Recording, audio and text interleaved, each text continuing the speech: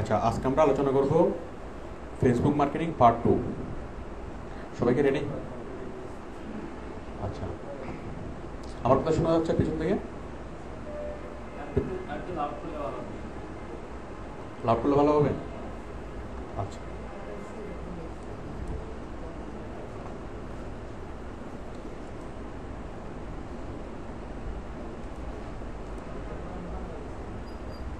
আচ্ছা তাহলে আমরা গত ক্লাসে আমরা যেখানে শেষ করেছিলাম, পেজ ক্রিয়েট, এক নম্বর হচ্ছে পেজ। ফেসবুক মার্কেটিং হচ্ছে টোটাল এটা, তাই না? আমরা ফেসবুক মার্কেটিংয়ে টোটাল এই কাজগুলোই করব। এক নম্বরে করবো পেজ তৈরি করা, 2 নম্বরে কন্টেন্ট লেখা, 3 নম্বরে অপটিমাইজেশন করা। ঠিক আছে, এই তিনটাই মেইনলি কাজ। আর আমরা পুরো ফেসবুক মার্কেটিংকে যদি আমরা মানে প্রকাশ করি এক শব্দে, সেটা হচ্ছে পিসিইউ। পিসিইউ মানে হচ্ছে পেজ ক্রিয়েট, পি মানে পেজ ক্রিয়েট, সি মানে কন্টেন্ট রাইটিং, আর ও মানে অপটিমাইজেশন। তাহলে পুরো ফেসবুক মার্কেটিং সমান সমান পিসিইউ। ঠিক আছে, তাহলে মূলত আমরা পুরো ফেসবুক মার্কেটিং এর মধ্যে পিসিইউ কাজটাই করব। আমরা প্রথম ক্লাসে করেছিলাম পেজ ক্রিয়েট করা। আমরা ফ্যান পেজ তৈরি করেছিলাম। ফ্যান পেজের মধ্যে কোম্পানি পেজ এবং ইনফরমেশন পেজ। আমরা আবুল কসমেটিক্সের জন্য একটা কোম্পানি পেজ তৈরি করেছিলাম এবং একটা ফ্যান পেজ, একটা ইনফরমেশন পেজ তৈরি করেছিলাম। তো আমরা আজকে দেখাবো আমরা এই পেজগুলোর মাধ্যমে কীভাবে মার্কেটিং করব। এবং গত ক্লাসে আমরা প্রাথমিক আলোচনাতে বিষয়গুলো বলেছিলাম। ফেসবুক মার্কেটিংয়ের মূল যে বিষয়টা, আমরা কীভাবে মার্কেটিং করব, এটার কৌশলগুলো, সেই কৌশলগুলো বলেছিলাম। হ্যাঁ, এখানে মূল কৌশলটা কি? ফেসবুক মার্কেটিংয়ের মূল কৌশলটা কি? হ্যাঁ, আমি গত ক্লাসে বলেছিলাম যে ফেসবুক মার্কেটিং করার মূল যে কৌশলটা, ফ্যান পেজ ক্রিয়েট করা, ইনফরমেশন ক্রিয়েট করা, এগুলো তো বটেই, অপটিমাইজেশন করা, কিন্তু এখানে কাজের কোয়ালিটি ডিপেন্ড করে কিসে? ভালো কন্টেন্ট। তাহলে ফেসবুক মার্কেটিং সমান সমান কন্টেন্ট লেখা, ভালো মানের কন্টেন্ট লেখা। ভালো মানের কন্টেন্ট লিখলে 1000 মানুষ যে কাজ করতে পারবে, একজন মানুষ সে পরিমাণে কাজ করতে পারবে। ফেসবুক মার্কেটিং করার জন্য কাজের মানে সংখ্যাটা ইম্পর্টেন্ট না, কাজের কোয়ালিটিটা ইম্পর্টেন্ট। কোয়ালিটি বেটার হলে সেটা অটোমেটিক্যালি অনেক বেশি কাজ হবে। আচ্ছা, তাহলে আমরা একটা কোম্পানি পেজ তৈরি করেছিলাম, একটা ইনফরমেশন পেজ তৈরি করেছিলাম। আমরা আজকে গ্রুপ পেজ তৈরি করব। আর আমাদের আজকের মূল ক্লাসটা হবে মূলত কন্টেন্ট ক্রিয়েট নিয়ে। তো আমি 2টা পেজ দেখাচ্ছি।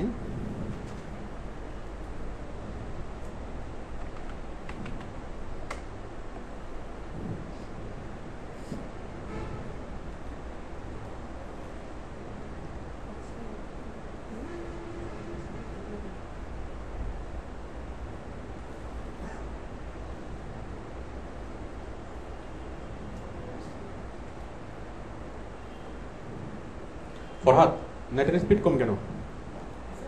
নেটের স্পিড কম, এটা দেখেন তো কি হচ্ছে। নেটের স্পিড কম, ওটা কেন দেখেন? কোথায় দেখবেন? ওদেরকে বলেন কোনো ডাউনলোড না করতে।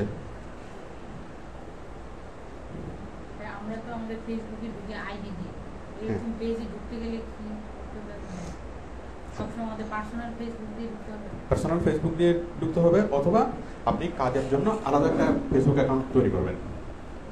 ঠিক আছে, ওই অ্যাকাউন্টে সবসময় ঢুকতে হবে। তারপরে আমাদের ফ্যান পেজটা রাইট।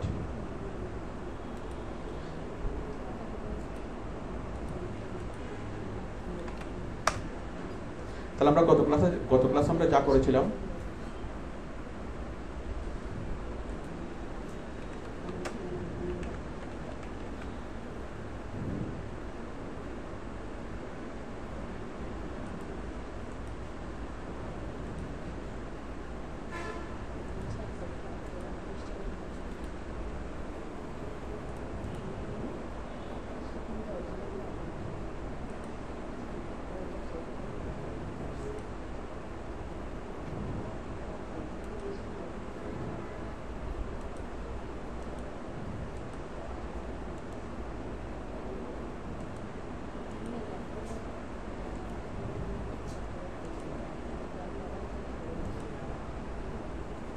কই ফরহাদ, নেট তো একদম কম।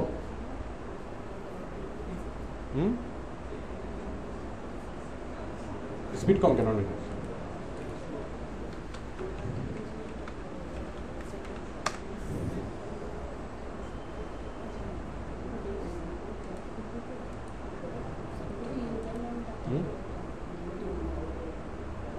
নেট তো ওপেনই হচ্ছে না।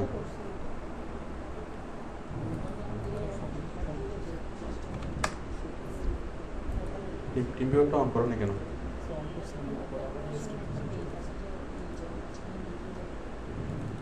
রিস্ট্রিক্ট করে দিছে।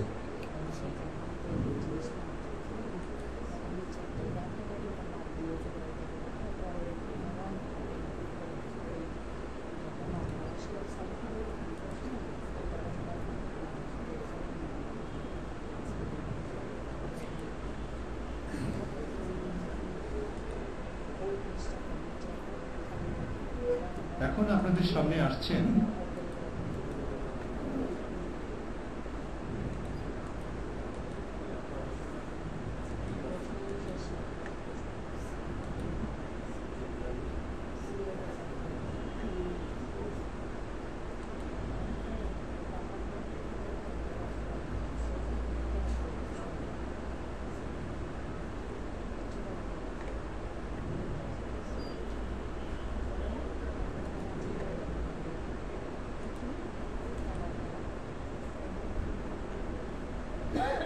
আচ্ছা দেখুন, আমরা গত ক্লাসে তৈরি করেছিলাম একটা কোম্পানি পেজ আর একটা ইনফরমেশন পেজ।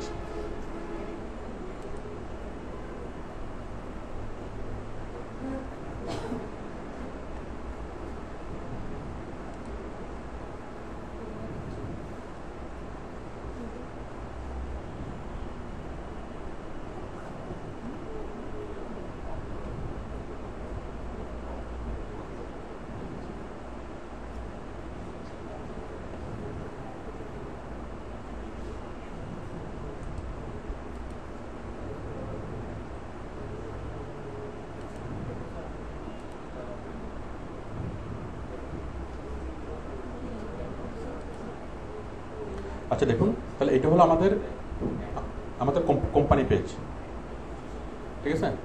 এটা হলো আমাদের কোম্পানি পেজ, কোম্পানির নামে এবং কি কোম্পানির যতগুলো প্রোডাক্ট সবগুলো প্রোডাক্ট এখানে থাকবে, ঠিক আছে? কোম্পানির যদি 300টা প্রোডাক্ট থাকে তাহলে 300টা প্রোডাক্ট এখানে থাকবে, কোম্পানি পেজ। আর এটা হলো ইনফরমেশন পেজ। কোম্পানি পেজ থাকবে একটা আর ইনফরমেশন পেজ থাকবে অনেকগুলো।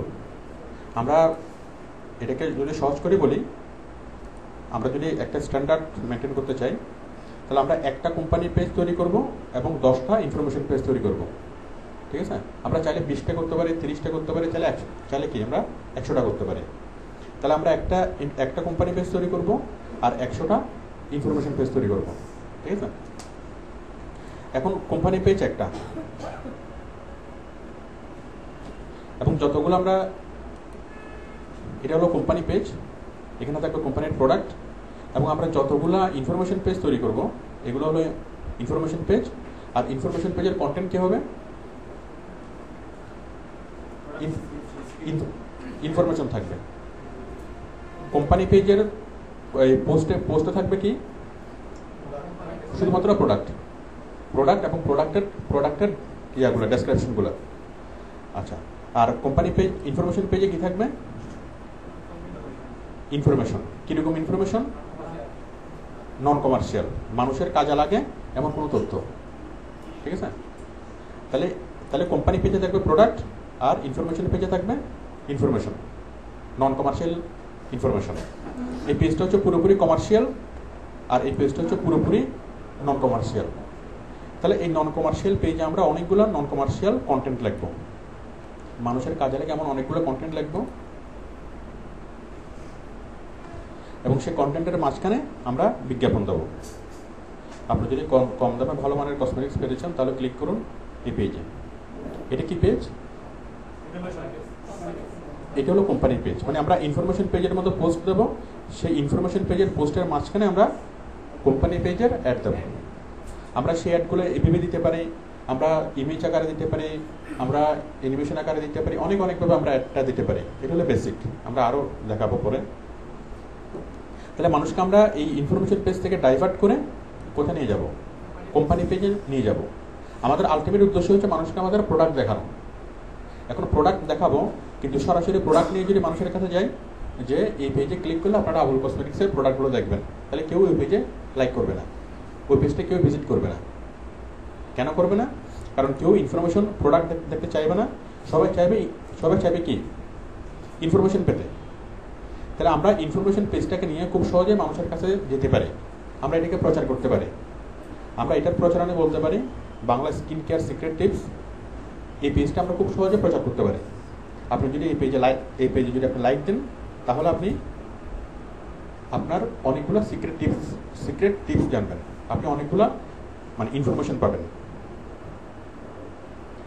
আচ্ছা, এটুকু কনসেপ্ট ক্লিয়ার? তাহলে আমরা একটা কোম্পানি পেজ তৈরি করব আর 100টা ইনফরমেশন পেজ তৈরি করব। এই কোম্পানি পেজটাও মানুষ দেখবে, কিছু মানুষ এখানে অটোমেটিক্যালি এখানে লাইক করবে, বাট এটাকে আমরা কোনোভাবে প্রমোট করবো না, ডাইরেক্টলি আমরা এটাকে প্রমোট করবো না। কিন্তু আমাদের আলটিমেট উদ্দেশ্য হচ্ছে কোম্পানি পেজের যে ইনফরমেশনগুলো সেগুলো মানুষ দেখুক, ঠিক আছে? তো এই কোম্পানি পেজটাকে প্রচার করার জন্য আমরা 100টা ইনফরমেশন পেজ খুলবো। একটু বোঝা গেল? আমরা একটা কোম্পানি পেজ খুলবো, 100টা ইনফরমেশন পেজ খুলবো। আমাদের মূল লক্ষ্য হচ্ছে শুধুমাত্র কোম্পানি পেজটাকে প্রচার করা, কোম্পানি পেজের কন্টেন্টগুলোকে মানুষকে দেখানো, ঠিক আছে? তো এই কোম্পানি পেজটাকে প্রচার করার জন্যই আমরা অন্য ইনফরমেশন পেজগুলো খুলবো। একটু কি ক্লিয়ার? হ্যাঁ, আপনাদের থেকে লিখতে হবে। আচ্ছা, তাহলে আমরা ফেসবুক মার্কেটিংয়ের শুরুতে আমরা কোম্পানির জন্য খুব ভালো একটা পেজ তৈরি করব। এখানে কোম্পানির লোগো থাকবে, এখানে কোম্পানির নাম থাকবে, দোকানের ছবি থাকবে, বিভিন্ন প্রোডাক্ট আইটেমের থাকবে। খুব সুন্দরভাবে মনোমুগ্ধকরভাবে আমরা একটা ব্যানার তৈরি করব। এখানে থাকবে কোম্পানির লোগো, ঠিক আছে? আর এখানে থাকবে কোম্পানির সকল পোস্টগুলো, সকল প্রোডাক্ট ডেসক্রিপশন হোক, প্রোডাক্টের বিস্তারিত বিবরণ দিয়ে সবগুলো আমরা কি প্রোডাক্টগুলো এখানে লিখবো। আমরা খুব সাবধানে আমরা কোম্পানি পেজটা তৈরি করব মানসম্মতভাবে। এখন আমাদের একমাত্র উদ্দেশ্য কি? এই কোম্পানি পেজটাকে প্রমোট করা, অনেক বেশি মানুষ যেন কোম্পানি পেজের কন্টেন্টগুলোকে দেখে সেটার ব্যবস্থা করা। এবং এইটার ব্যবস্থা করার প্রাথমিক উদ্যোগ হিসেবে আমরা কি নিলাম? আমরা 100টা ইনফরমেশন পেজ করলাম এবং সেই ইনফরমেশন পেজের মধ্যে অনেক ভালো ভালো ইনফরমেশন দিলাম এবং তার মাঝখানে আমরা কোম্পানি পেজের বিজ্ঞাপন দিলাম। ওটা হ্যাঁ, প্রত্যেকটা পেজ আলাদা আলাদা বিষয়বস্তু নিয়ে। প্রতিটা পেজে স্যার কন্টেন্টগুলো কি একই কন্টেন্ট দিলে হবে না? 100টা এরকম কন্টেন্ট রেডি করতে হবে? হ্যাঁ, 100 রকমের বিষয় হবে। মানে একজনের পক্ষে সম্ভব? হ্যাঁ, সম্ভব। কিভাবে সম্ভব সেটা আমি এখন দেখাবো। আমি যতটুকু বললাম একটু ক্লিয়ার? তাহলে আমাদের মূলত আমরা কোম্পানি পেজটাকে খুলবো এবং আমাদের মূল লক্ষ্য হচ্ছে কোম্পানি পেজটাকে প্রচার করা। কিন্তু কোম্পানি পেজটাকে আমরা ডাইরেক্ট নিয়ে মানুষের কাছে প্রমোট করবো না, ডাইরেক্টলি মানুষ এটাকে গুরুত্ব দিবে না। আমরা ইনফরমেশন পেজ তৈরি করব এবং সেই ইনফরমেশন পেজের মাধ্যমে আমরা কোম্পানি পেজটাকে প্রমোট করব। আচ্ছা, এখন ইনফরমেশন পেজ খুলতে হবে কয়টা? অনেকগুলো, 100টা, ঠিক আছে? এটা 10টা খুললে হয়, 5টা খুললে হবে, 10টা খুললে হবে, 20টা খুললে হবে। আমি ধরলাম সর্বোচ্চ 100টা, ঠিক আছে? যদি কোনো একটা কোম্পানি আপনার কাছে আসে, জেন্টাল পার্ক যদি বলে যে আমাকে প্রচার করে দাও, তাহলে আপনি তার জন্য কি, এটা ডিপেন্ড করবে বাইরের বাজারের উপরে, ঠিক আছে? তবে একজনে সাধারণত 10টা বা 20টা পেজ মেনটেন করতে পারবে। এর বেশি পেজ মেনটেন করতে হলে একজনের পক্ষে কঠিন হবে। কোম্পানিতে যদি 10 জন এমপ্লয়ি থাকে, তাহলে 100টা পেজ খুলেন, 100টা পেজ খুলে 10 জনকে 100টা পেজ মেনটেন করতে পারবে। একজনের পক্ষে মোটামুটি 10টা পেজ মেনটেন করা সম্ভব। আধা ঘন্টা পর, হ্যাঁ। সেখানে একজন কাজ করে না, সেখানে অনেকজন কাজ করে। আচ্ছা, তাহলে আমরা এখন শিখবো যে আমরা ইনফরমেশন পেজগুলো কিভাবে তৈরি করব। ইনফরমেশন পেজের এই যে আমি বললাম যে 100টা ইনফরমেশন পেজ তৈরি করতে হবে। সেই 100টা ইনফরমেশন পেজ হলো ভিন্ন ভিন্ন বিষয়বস্তু নিয়ে, বিষয়বস্তুগুলো হবে ভিন্ন। এখন আমি বিষয়বস্তুর টপিকগুলো কিভাবে পাবো? আবার সেই ভিন্ন ভিন্ন টপিকের জন্য কি লাগবে? অনেকগুলো পোস্ট লাগবে। আমি লিখলাম চুলের যত্ন। এখন চুলের যত্নের মধ্যে যতগুলো পোস্ট দেবো সবগুলো কি নিয়ে হবে? চুল নিয়ে। দাঁতের যত্ন, সবগুলো দাঁত নিয়ে, তাই না? এখন এতগুলো কন্টেন্ট আমি কিভাবে পাবো? এখানে প্রথম বিষয়টা হলো আমাকে 100টা আইটেম সিলেক্ট করা, 100টা টপিক আমাকে সিলেক্ট করা। এরপর হলো ওই প্রত্যেকটা টপিকের জন্য অনেকগুলো পোস্ট তৈরি করা। তাহলে প্রথমত টপিক সিলেকশন আমি দেখাই।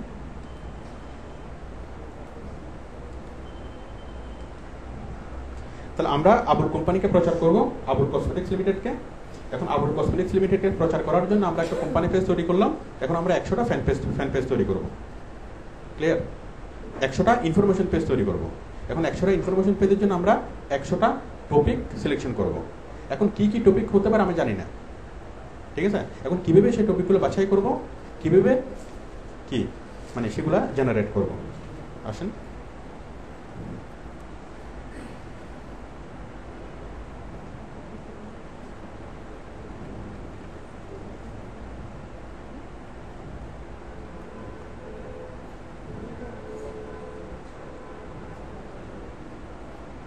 ইনফরমেশন পেজ,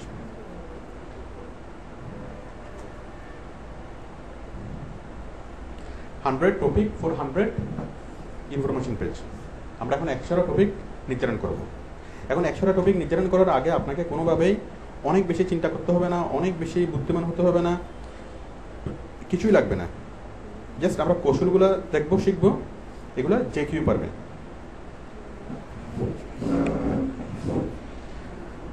দেখেন এখন মনে হচ্ছে বিষয়টা একটু কঠিন, কারণ আমি কসমেটিক্সের জন্য আইটেম সিলেক্ট করলাম। আবার যদি প্রোডাক্টটা আর অন্য জিনিস হয়, যদি হয় সিমেন্ট, তখন সম্পূর্ণ সব কিছু চেঞ্জ হয়ে যাবে না? সিমেন্টের মধ্যে আমি কি দাঁতের যত্ন দিতে পারবো? সিমেন্ট দিয়ে তো আর দাঁত বাঁধা যাবে না, তাই না? তার মানে সিমেন্টের ক্ষেত্রে কি হবে, ইনফরমেশন পেজের টপিকগুলো হবে সম্পূর্ণ ভিন্ন, ঠিক আছে? আবার যদি আমার টপিক হয় ডায়মন্ড, তাও হবে কি, টপিকগুলো সম্পূর্ণ ভিন্ন, ঠিক আছে? তার মানে আমার টপিকগুলো কিসের সাথে, টপিকগুলো কী হবে সেটা ডিপেন্ড করবে আমার প্রোডাক্টটা কি, প্রোডাক্টের সাথে সামঞ্জস্য রেখে আমার টপিকগুলো তৈরি হবে। আচ্ছা, তো দেখুন আমরা একটা ফ্লো চার্ট তৈরি করি। আমাদের আইটেম হলো কসমেটিক্স। দেখেন আইটেম হলো কসমেটিক্স। স্যার অনেক সময় তো দেখলাম রান্না বান্না পেজ, এটাতে রান্না বান্না ছাড়া অন্য টপিকস দেয় অনেক সময়। হ্যাঁ, আমি যে রান্না বান্না সেটা না সেটা অন্য কিছু আমি বলবো এখানে। দেখেন আমাদের আইটেম হলো কি, কসমেটিক্স। কাস্টমার হলো কারা, কাস্টমার হলো কারা, ছেলেরও আছে মেয়েরও আছে। আচ্ছা, কাস্টমার হলো গার্লস, 15 to 40, একটা রেঞ্জ ধরি। আর বয়েজ তাও কি সেম ধরি। আচ্ছা, এগুলো আমরা আর আলাদা ক্যাটাগরি করে করি, গার্লস প্লাস বয়েজ, ঠিক আছে? 15 থেকে 40। জাস্ট আমরা একটা এজ রেঞ্জ ধরলাম। আমাদের কাস্টমারের ইয়েটা কি দিতে পারতেছে না,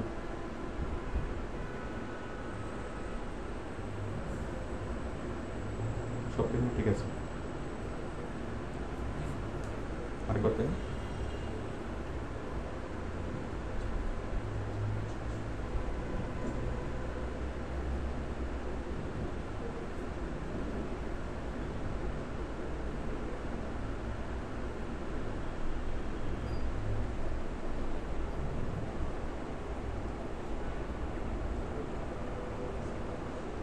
ফরহাদ পোর্টাল। আচ্ছা, তাহলে আমরা প্রথমে আইটেম সিলেক্ট করলাম। আইটেম হলো আমাদের কসমেটিক্স আইটেম। কাস্টমার হলো গার্লস এবং বয়েজ 15 to 40 এজ রেঞ্জ। এরপরে এই যে কাস্টমার গ্রুপ, এই কাস্টমার গ্রুপকে আমরা একটু চিন্তা করি। এই কাস্টমার গ্রুপের পছন্দের আইটেমগুলো কী কী, ঠিক আছে? কাস্টমার গ্রুপ ওরা কী কী পছন্দ করবে,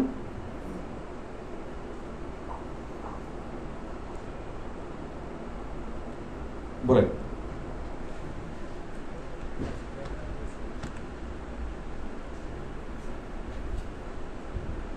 ফেভারিট টপিক,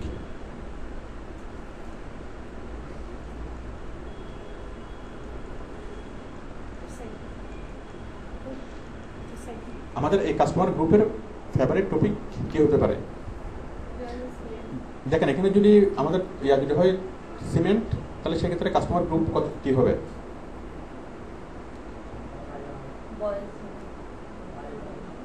বয়েস হবে? বয়েসরা তো কিনবে না, গার্লসরাও কিনবে না, কিনবে হচ্ছে ম্যানরা। এখানে এই জিনিসটা ইয়া হবে না, তখন এটা হবে 40 টু কত 70, ঠিক আছে? এবং স্পেশালি কি হবে, ম্যান হবে নাকি উইমেন হবে? হ্যাঁ,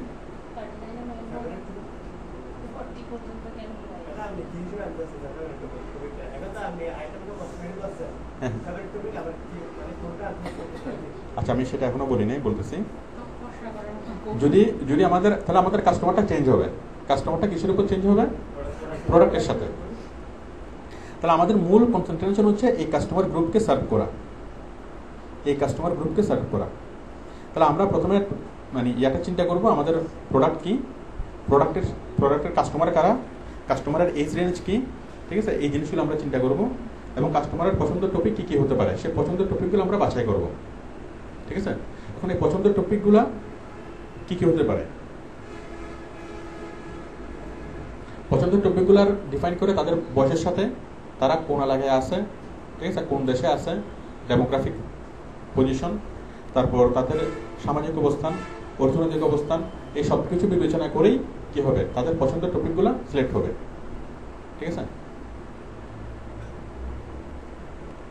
আচ্ছা এখন বলেন এই যে কাস্টমার গ্রুপ, এখন যখন আপনি কাস্টমার গ্রুপটাকে যখন পাইছেন, এরপর আপনি আইটেম বাদ দেন, মানে আইটেমের চিন্তা মাথাটাকে ফেলে দেন। আমরা কসমেটিক্স বিক্রি করতেছি সেটা আর চিন্তা না করলেও চলবে। আমরা পাইছি কাদেরকে? কাস্টমার গ্রুপকে, তাই না? এই কাস্টমার গ্রুপের পছন্দের টপিক কি কি? এক নাম্বার হচ্ছে স্পোর্টস, স্পোর্টস না, স্পোর্টস। বয়েজরা স্পোর্টস পছন্দ করে, মেয়েরাও কি পছন্দ করে না? তাহলে আমাদের স্পোর্টসটা আমরা কম দেবো, তাহলে আমরা স্পোর্টস রাখবো একদম শেষে, ঠিক আছে? আচ্ছা তারপরে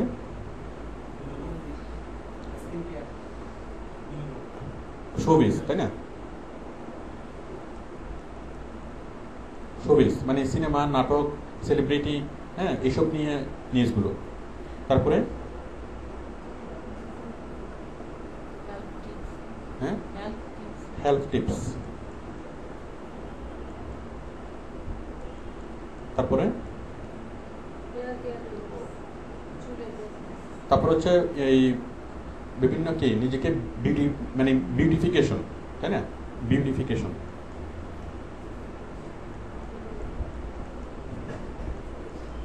তারপরে হ্যাঁ, আচ্ছা আমি বিউটিফিকেশন, রান্না বান্না,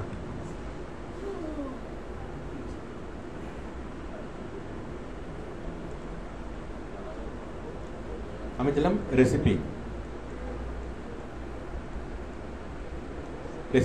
তারপরে বলুন আর কি হতে পারে? জাস্ট যখনই চিন্তা করবেন তখন এই গ্রুপটাকে নিয়ে চিন্তা করেন। হ্যাঁ, এই গ্রুপটা আমি এইটা কোথাকার, আমি কোন দেশের কাস্টমার, ওরা আমি কি বাংলাদেশের কাস্টমার চাচ্ছি? বয়েজ গার্লস 15 to 40, আমি কি চাচ্ছি, এটা বাংলাদেশের ওরা নাকি অন্য কোনো দেশের? আমি প্রোডাক্টটা চাচ্ছি বাংলাদেশে বিক্রি করতে, তাই না? তাহলে বাংলাদেশে বিক্রি করলে এই বয়সের ছেলে মেয়েরা কি পছন্দ করে, বাংলাদেশের ছেলে মেয়েরা কি পছন্দ করে।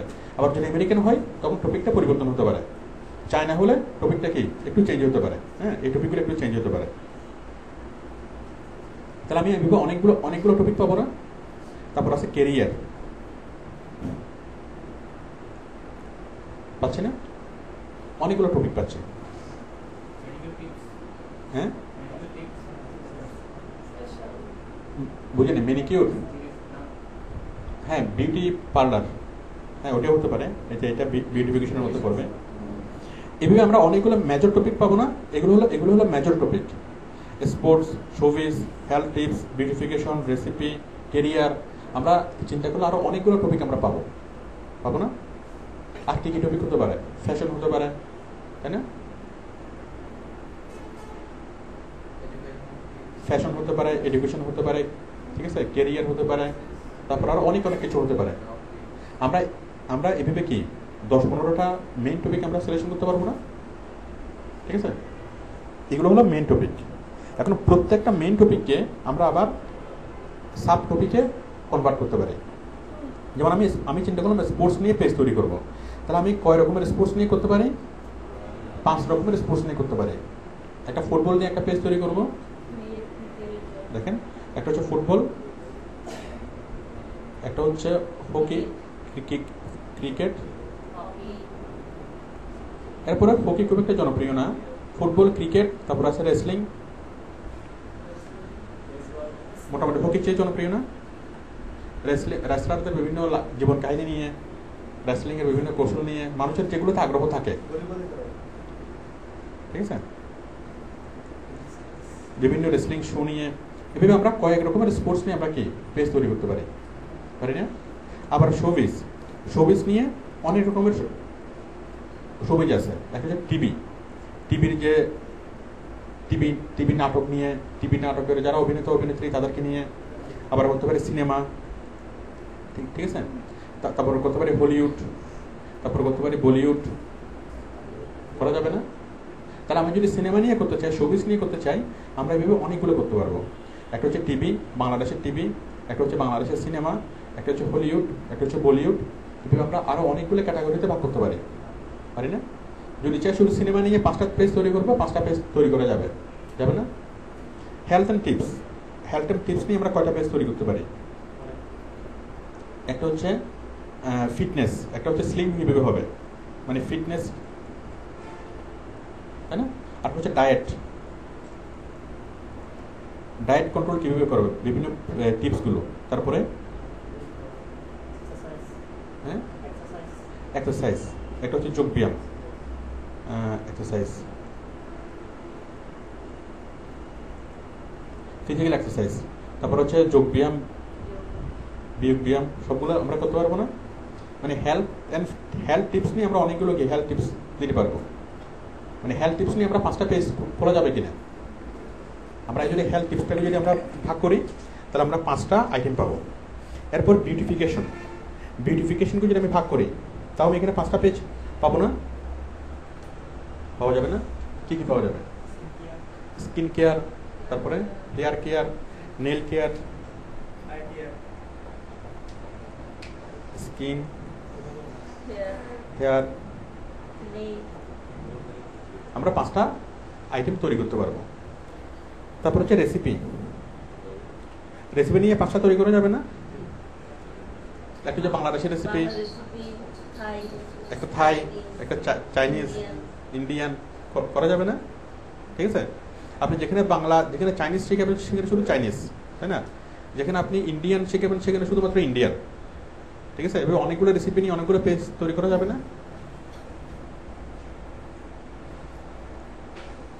বাংলা, থাই, ইন্ডিয়ান, এইভাবে অনেকগুলো পেজ তৈরি করা যাবে। ক্যারিয়ার নিয়ে আপনি কয়েকটা পেজ তৈরি করতে পারবেন না? একটা হচ্ছে ব্যাংক জব নিয়ে একটা ক্যারিয়ার, ব্যাংক জবের বিভিন্ন সার্কুলারগুলো থাকবে, ব্যাংক জব কীভাবে পাবে, কীভাবে এই মানে অ্যাপ্লাই করবে, বিভিন্ন যে প্রসিডিউরগুলো, এগুলো ইনফরমেশন দেওয়া, প্লাস কি তাদেরকে বিভিন্ন ইয়াগুলো মানে তথ্য দেওয়া, প্লাস তাদেরকে বিভিন্নভাবে প্রস্তুতি নিতে হেল্প করা, তাই না? ওই ব্যাংক জব যারা করতে চায় তারা ওইখানে কানেক্ট থাকবে। গভর্নমেন্ট জব, একটা হচ্ছে ব্যাংক জবের জন্য ক্যারিয়ার, একটা হচ্ছে গভর্নমেন্ট জবের জন্য ক্যারিয়ার।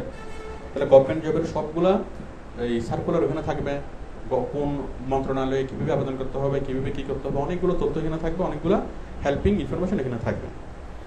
তারপরে থাকবে যারা এন্টারপ্রেনিয়ার, যারা বিভিন্ন উদ্যোগ নিবে, সে উদ্যোগ নেওয়ার জন্য সে লোন কীভাবে পাবে, কীভাবে উদ্যোগ শুরু করবে, ট্রেনিং কীভাবে নিবে, এই জিনিসগুলো থাকতে পারে না? তাহলে দেখেন, তাহলে আমরা কি করতেছি? আমরা টপিক বাছাই করতেছি। তাহলে আমরা প্রথমে বাছাই করলাম মেইন টপিকগুলো, এগুলো হলো মেইন টপিক, আর এগুলো হলো সাব টপিক, ঠিক আছে? এখন আমরা যখন পেজ তৈরি শুরু করবো, আমরা কি মেইন টপিক নামে কোনো পেজ তৈরি শুরু করবো নাকি সাব টপিক নামে? স্পোর্টস নামে কোনো পেজ হবে না। শোবিজ নামে কোনো পেজ হবে না। পেজ হবে কি নামে? ফুটবল নিয়ে একটা পেজ, ক্রিকেট নিয়ে একটা পেজ, রেসলিং নিয়ে একটা পেজ, এরপর টিভি সেলিব্রিটি নিয়ে একটা পেজ, তারপরে সিনেমা সেলিব্রিটি নিয়ে একটা পেজ, সিনেমা সেলিব্রিটি, আপকামিং সিনেমার হিস্ট্রি হবে না? তারপর হচ্ছে বলিউডের সিনেমার সেলিব্রিটি নিয়ে একটা পেজ হতে পারে। তারপরে কি হলিউডের সিনেমার সেলিব্রিটি নিয়ে একটা পেজ হতে পারে। তারপর ফিটনেস, ডায়েট, এক্সারসাইজ এগুলো নিয়ে পেজ হতে পারে। Skin care, hair care, nail care এগুলো নিয়ে পেজ হতে পারে। রেসিপি হতে পারে, ক্যারিয়ার হতে পারে। আমি কি বিষয়টা বুঝতে পারছি? তাহলে আমরা কি শিখতে চাই? এটা পেজ তৈরি করার আইটেম ইয়াগুলা, বিষয়বস্তুগুলা, টপিকগুলা, আমরা কোন কোন টপিক নিয়ে পেজ তৈরি করব। তাহলে আমরা পেজ তৈরি করবো কি নামে? মেইন টপিক দিয়ে না, আমরা পেজ তৈরি করব সাব টপিক দিয়ে। তাহলে আমি যদি ভেবে 10টা পেজ যদি তৈরি করি, 10টা মেইন পেজ যদি আমি মেইন এই টপিক যদি আমি আইডেন্টিফাই করতে পারি, প্রত্যেকটা মেইন টপিক থেকে 5টা করে যদি সাব টপিক আমি আইডেন্টিফাই করতে পারি, তাহলে মোট টপিক হলে কয়টা? 50টা হয়ে গেছে না? আর আমরা জাস্ট অল্প চিন্তা করি, আমরা এখানে প্রায় 10টার মতো টপিক তৈরি করছি। বাট আপনি যদি আরও চিন্তা করেন 20টা টপিক তৈরি করা যাবে না? আমি কি বুঝতে পারছি? তো 100টা টপিক তৈরি করা এটা সহজ না কঠিন? সহজ। জাস্ট আপনি যে কাস্টমার গ্রুপ, সেই কাস্টমার গ্রুপকে নিয়ে একটু মাথা ঘামাবেন যে এই কাস্টমার গ্রুপ কি কি পছন্দ করতে পারে। ঠিক আছে? এবার দেখেন আমরা একটু ডিফারেন্ট একটা আইটেম নিই, সিমেন্ট। বলেন তাহলে সিমেন্টের ক্ষেত্রে আমরা যখন সিমেন্ট বাজারজাত করব তখন এগুলোর কোনো কিছুই থাকবে না। আমরা এতক্ষণ যেগুলো বললাম, যে টপিকগুলো সাব টপিকগুলো বললাম, ওগুলোর কোনো কিছুই থাকবে না। বলেন সিমেন্টের ক্ষেত্রে কাস্টমার কারা? Specially men 40 to 70। আচ্ছা, এখন এই 40 to 70 মেন বাংলাদেশি পিপল, তাদের টপিকগুলো কি হতে পারে? নিশ্চয় শোবিজ হবে না, সিনেমা, নাটক এগুলো হবে না। কি হবে বলেন? বুঝিনি। নিউজ, একটা হচ্ছে নিউজ, রিলিজিয়াস ইয়াটা হতে পারে, হ্যাঁ, হেলথ থাকবে। হ্যাঁ, 40 to 70 এটা হেলথ থাকবে। তারপরে কস্টিং থাকবে। কস্টিং কি থাকবে? কস্টিং কিসের costing? Cement costing. Costing how much difference between the per cost একটা হিসাব থাকবে না, ওইটা অনেক পরে। কস্টিং সম্পর্কে থাকতে পারে। ওই কস্টিং সম্পর্কে ওইটা একটা পার্ট, ওইটা অনেক পরে আসবে। আমরা আগে মেইন যে আইটেমগুলো সেগুলো আগে আমরা আইডেন্টিফাই করার চেষ্টা করতেছি। তাহলে একটা 40 থেকে 70 বছরের মানুষ, সে বাড়ি করুক বা না করুক, সে সিমেন্ট কিনুক বা না কিনুক, 40 থেকে 70 বছরের মানুষের ইয়া কি হতে পারে, পছন্দের আইটেমগুলো কি হতে পারে, আমরা সেগুলো আইডেন্টিফাই করার চেষ্টা করতেছি। তাহলে হতে পারে হেলথ, হতে পারে নিউজ, তারপরে আমরা চিন্তাগুলো এগুলো পাবো না।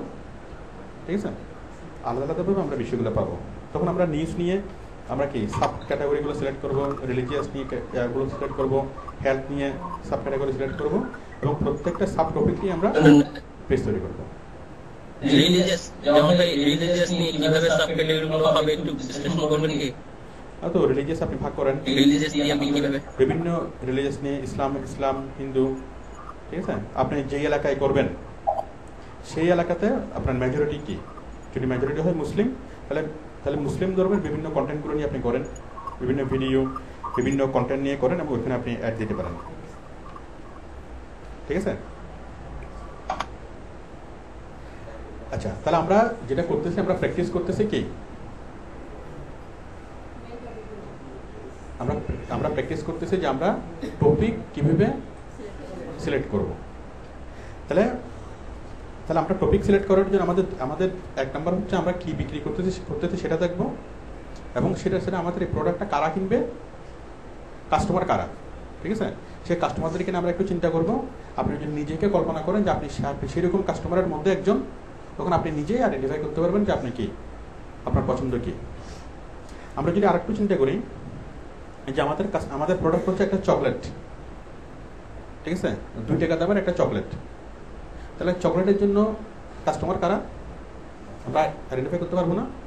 কারা? বেবিরা। বেবি বলতে কত বছরের বেবি? 5 to 10। 5 to 10। আচ্ছা, এখন 5 to 10 বেবিদের জন্য যখন আমি করবো তখন আমাদের কন্টেন্টগুলো হবে ভিন্ন হবে। এখানে হবে কি কার্টুনগুলা, ডোরিমন, টম এন্ড জেরি, তাই না, মোটু পাতলু, ঠিক আছে। তারপর কি হবে? এভাবে ছোটরা পছন্দ করে এরকম টপিকগুলো হবে, ঠিক আছে। তাহলে আমি যতটুকু বললাম এটুকু হলো এজ রেঞ্জ অনুযায়ী, মানে এজ রেঞ্জ অনুযায়ী মানুষের টপিকগুলো ভিন্ন হয়, ঠিক আছে। আচ্ছা, এজ রেঞ্জ ছাড়াও মানুষের টপিক ভিন্ন হতে পারে, এটা জিওগ্রাফিক্যাল লোকেশন অনুযায়ী, ঠিক আছে। বাংলাদেশের মানুষ পছন্দ করে ক্রিকেট, আবার যদি ব্রাজিলে যান আমরা স্পোর্টস নিয়ে কাজ করবো, কিন্তু বাংলাদেশে যদি প্রচার করেন আপনি ক্রিকেট দিয়ে অনেক ভালো প্রচার করতে পারবেন। যদি আপনি ব্রাজিলে প্রচার করেন ওখানে ক্রিকেট মানুষ চিনে? ওখানে ক্রিকেট চিনবেই না, ঠিক আছে। তাহলে আমরা যদি বাংলাদেশের জন্য ক্রিকেট নিয়ে কন্টেন্ট তৈরি করি, সেই কন্টেন্ট নিয়ে ব্রাজিলে মার্কেটিং করা যাবে না, কারণ ব্রাজিলে করতে হবে ফুটবল নিয়ে, ঠিক আছে। কোন এলাকায় কোনটা পছন্দ, ঠিক আছে। তো আমরা যেই মানুষকে নিয়ে চিন্তা করব সেই মানুষের এই সামাজিক অবস্থান, অর্থনৈতিক অবস্থান, তাদের পছন্দ, রুচি, অভ্যাস, ঠিক আছে, এই সব কিছু নিয়ে মোটামুটি আমরা কি সব কিছুকে যদি আমরা একটু চিন্তা করি আমরা নিজেই আমরা টপিকগুলো আমরা চিন্তা করতে পারবো, ঠিক আছে। তাহলে আশা করি আপনারা এইটা করতে পারবেন, বিভিন্ন কাস্টমারের বিষয়টা মাথায় রেখে কাস্টমারের জন্য টপিক আইডেন্টিফাই করা এবং কাস্টমারের জন্য সাব টপিক আইডেন্টিফাই করা, এটুকু করতে পারবেন? কার কোনো কোশ্চেন আছে এটুকু নিয়ে? আমার ছিল কোশ্চেন। জি বলেন। কোশ্চেন হচ্ছে আমি কাস্টমার দেখবো, সেই সাথে কি এনভায়রনমেন্টও দেখতে হবে না? জিওগ্রাফিক্যাল যেটা বললেন, যেমন চকলেটটার কথা বললেন, চকলেটটা কিন্তু বাংলাদেশে হয়তো 5 থেকে 10 বছর, 10 থেকে 15 বছর, 5 থেকে 15 বছর এর বয়সের মধ্যে পছন্দ করে। বাট জিওগ্রাফিক্যাল দিয়ে যদি আমি বিশ্লেষণ করি ইউএস আর কানাডাতে আপনার চকলেট সবাই পছন্দ করে। এখানে ক্যাটাগরি যদি ভাগ করতে যাই তাহলে দেখা যাচ্ছে 20 থেকে 40 বছরের মধ্যে যারা বেশি পড়ে তারাই বেশি চকলেট পছন্দ করছে। তাহলে কি আমার কাস্টমারের সাথে সাথে জিওগ্রাফিক্যাল দিকটাও কি দেখতে হবে না? অবশ্যই সেটাও দেখতে হবে। বিষয়টা হলো ওদের সামাজিক যে বিষয়টা, যেমন কোন একটা ইয়াতে চকলেট গিফট দেওয়া হয়, বার্থডেতে চকলেট গিফট দেওয়া হয়, যে কোনো একটা অকেশনে চকলেট গিফট দেওয়া হয়, তাহলে ওইটা হলো কি একটা কালচার, ঠিক আছে। তাহলে সেক্ষেত্রে মানে কত বছর বয়সে মানুষ চকলেট পছন্দ করতেছে ওইটার অনুযায়ী আমাদের মানে ডিফাইন করবো। যেমন বাংলাদেশে সাধারণত এটা মানে প্রচলিত নেই, তাহলে বাংলাদেশে যদি করি তাহলে আমি চকলেটের জন্য 20 থেকে যারা 50 তাদেরকে আমি অ্যাট্রাক্ট করবো না, বাট আমেরিকাতে হলে এটা করা যাবে, ঠিক আছে। আমি আগেও বলছি যে আমরা যখন কোনো একটা প্রোডাক্ট নিয়ে চিন্তা করব তখন আমরা সেটার ওই মানে তাদের যে পছন্দ, সামাজিক অবস্থান, অর্থনৈতিক অবস্থান, ঠিক আছে, সব কিছু বিবেচনা করি আমরা সেটা চিন্তা করব। আচ্ছা, তাহলে টপিক আমরা এতক্ষণ আলোচনায় যা শিখলাম সেটা হচ্ছে টপিক আইডেন্টিফাই করা, টপিক সিলেকশন করা। আপনারা কি একটুকু করতে পারবেন? কার কোনো কোশ্চেন আছে একটুকু নিয়ে?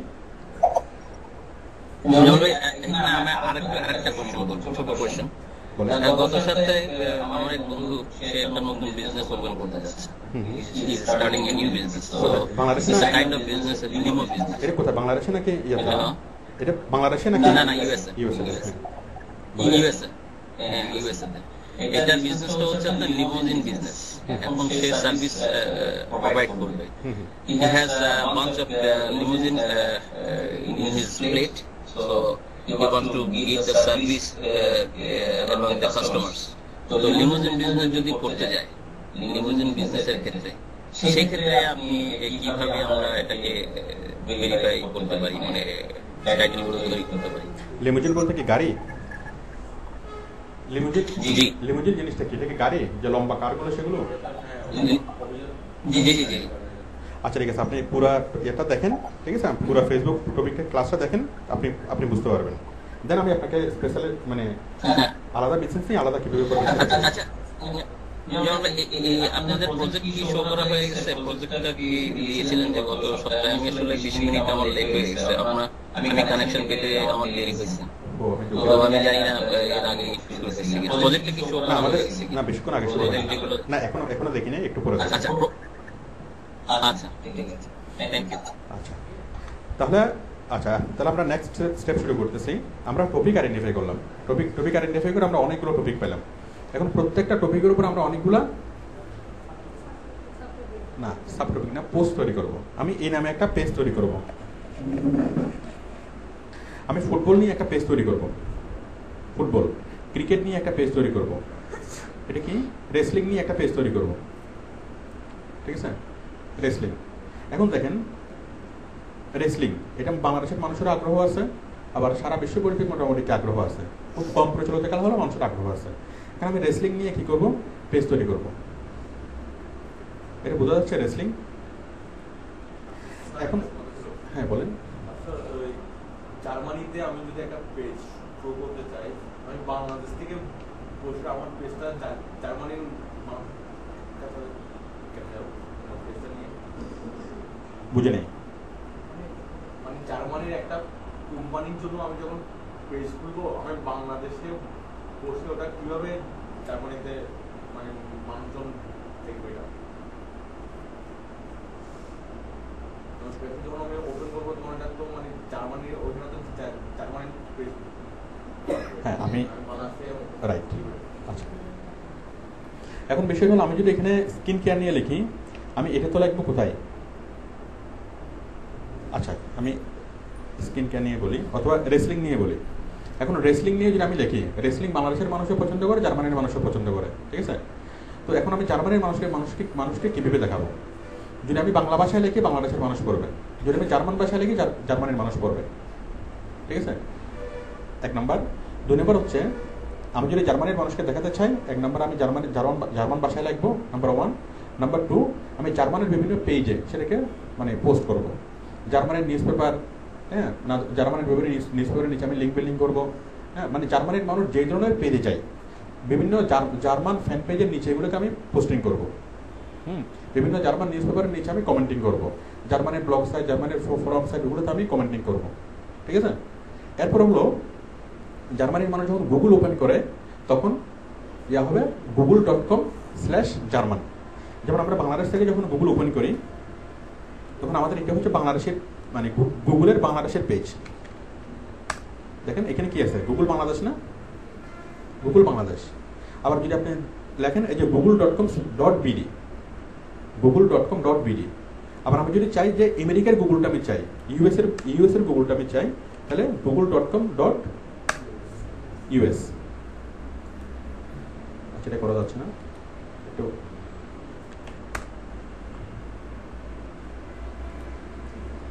আচ্ছা এটা আমার ওই ফায়ারওয়ালে ইয়া করা আছে, ওই কারণে এটা অ্যাড করা নেই।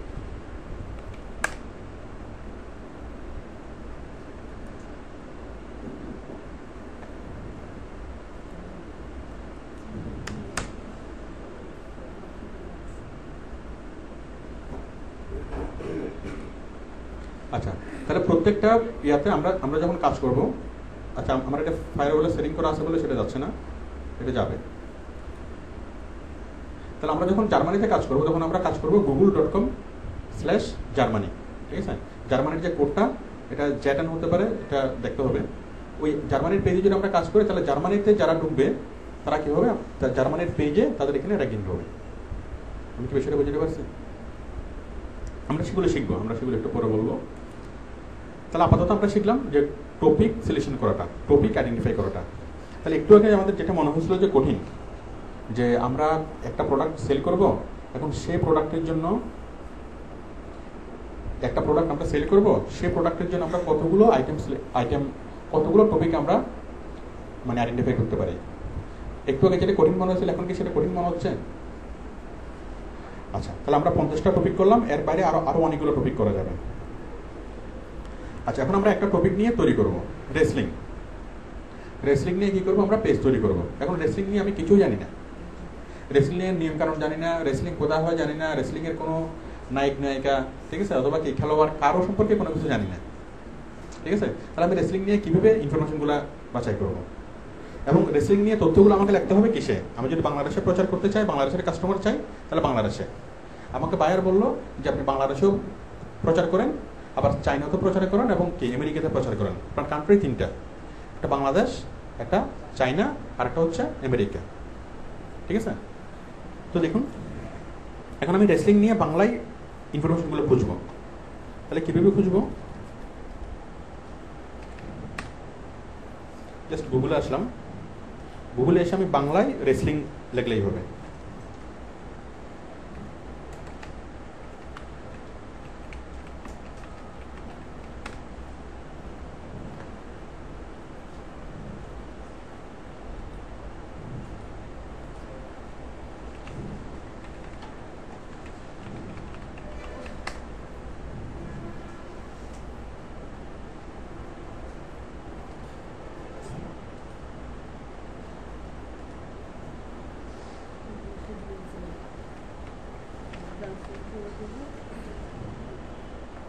দেখেন, আমি রেসলিং শব্দটা লিখলাম কিসে? বাংলায়। তাহলে বাংলায় লিখে যদি আমি সার্চ করি,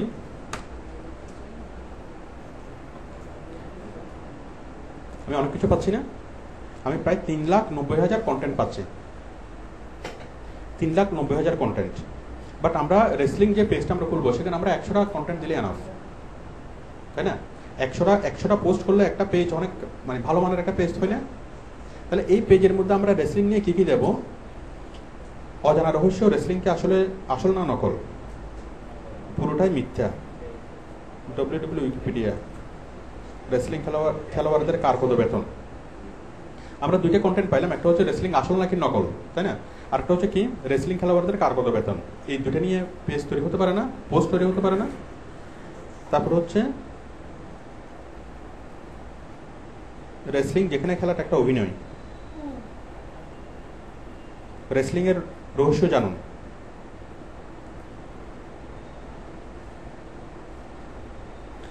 তারপর দানবীয় রেসলারদের দ্য গ্রেট কালি, তাই না? তার মানে একজন রেসলার খেলোয়াড়ের নাম জানলাম, দ্য গ্রেট কালি। ঠিক আছে? তাহলে ওখানে একটা পোস্ট হতে পারে, তাই না? রককে এখন আছে খেলাটা অবসর। আচ্ছা আচ্ছা, তাহলে কালীকে নিয়ে কি হতে পারে? একটা হতে পারে, রককে নিয়ে একটা হতে পারে, এভাবে অনেক খেলোয়াড়কে নিয়ে অনেকগুলো পোস্ট হতে পারে না? যেমন গ্রেট কালী, ঠিক আছে? কালীর অজানা রহস্য আমরা একটু দেখি।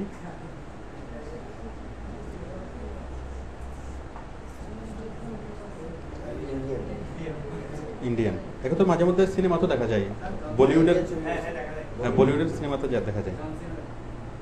এই যে কালী,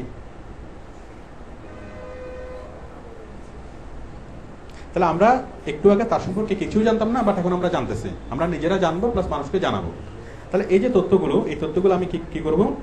এগুলো দেখে দেখে আমরা নিজেরা মানে এগুলোকে প্রিসাইজ করে নিজেরা লিখবো। আমি জাস্ট এই তথ্যটুকু দেখে দেখে আমরা নিজের মতো করে লিখতে পারবো না। এই জাস্ট একটা জিনিস, রেসলার দ্য গ্রেট কালীর প্রকৃত নাম দলীপ সিং রানা।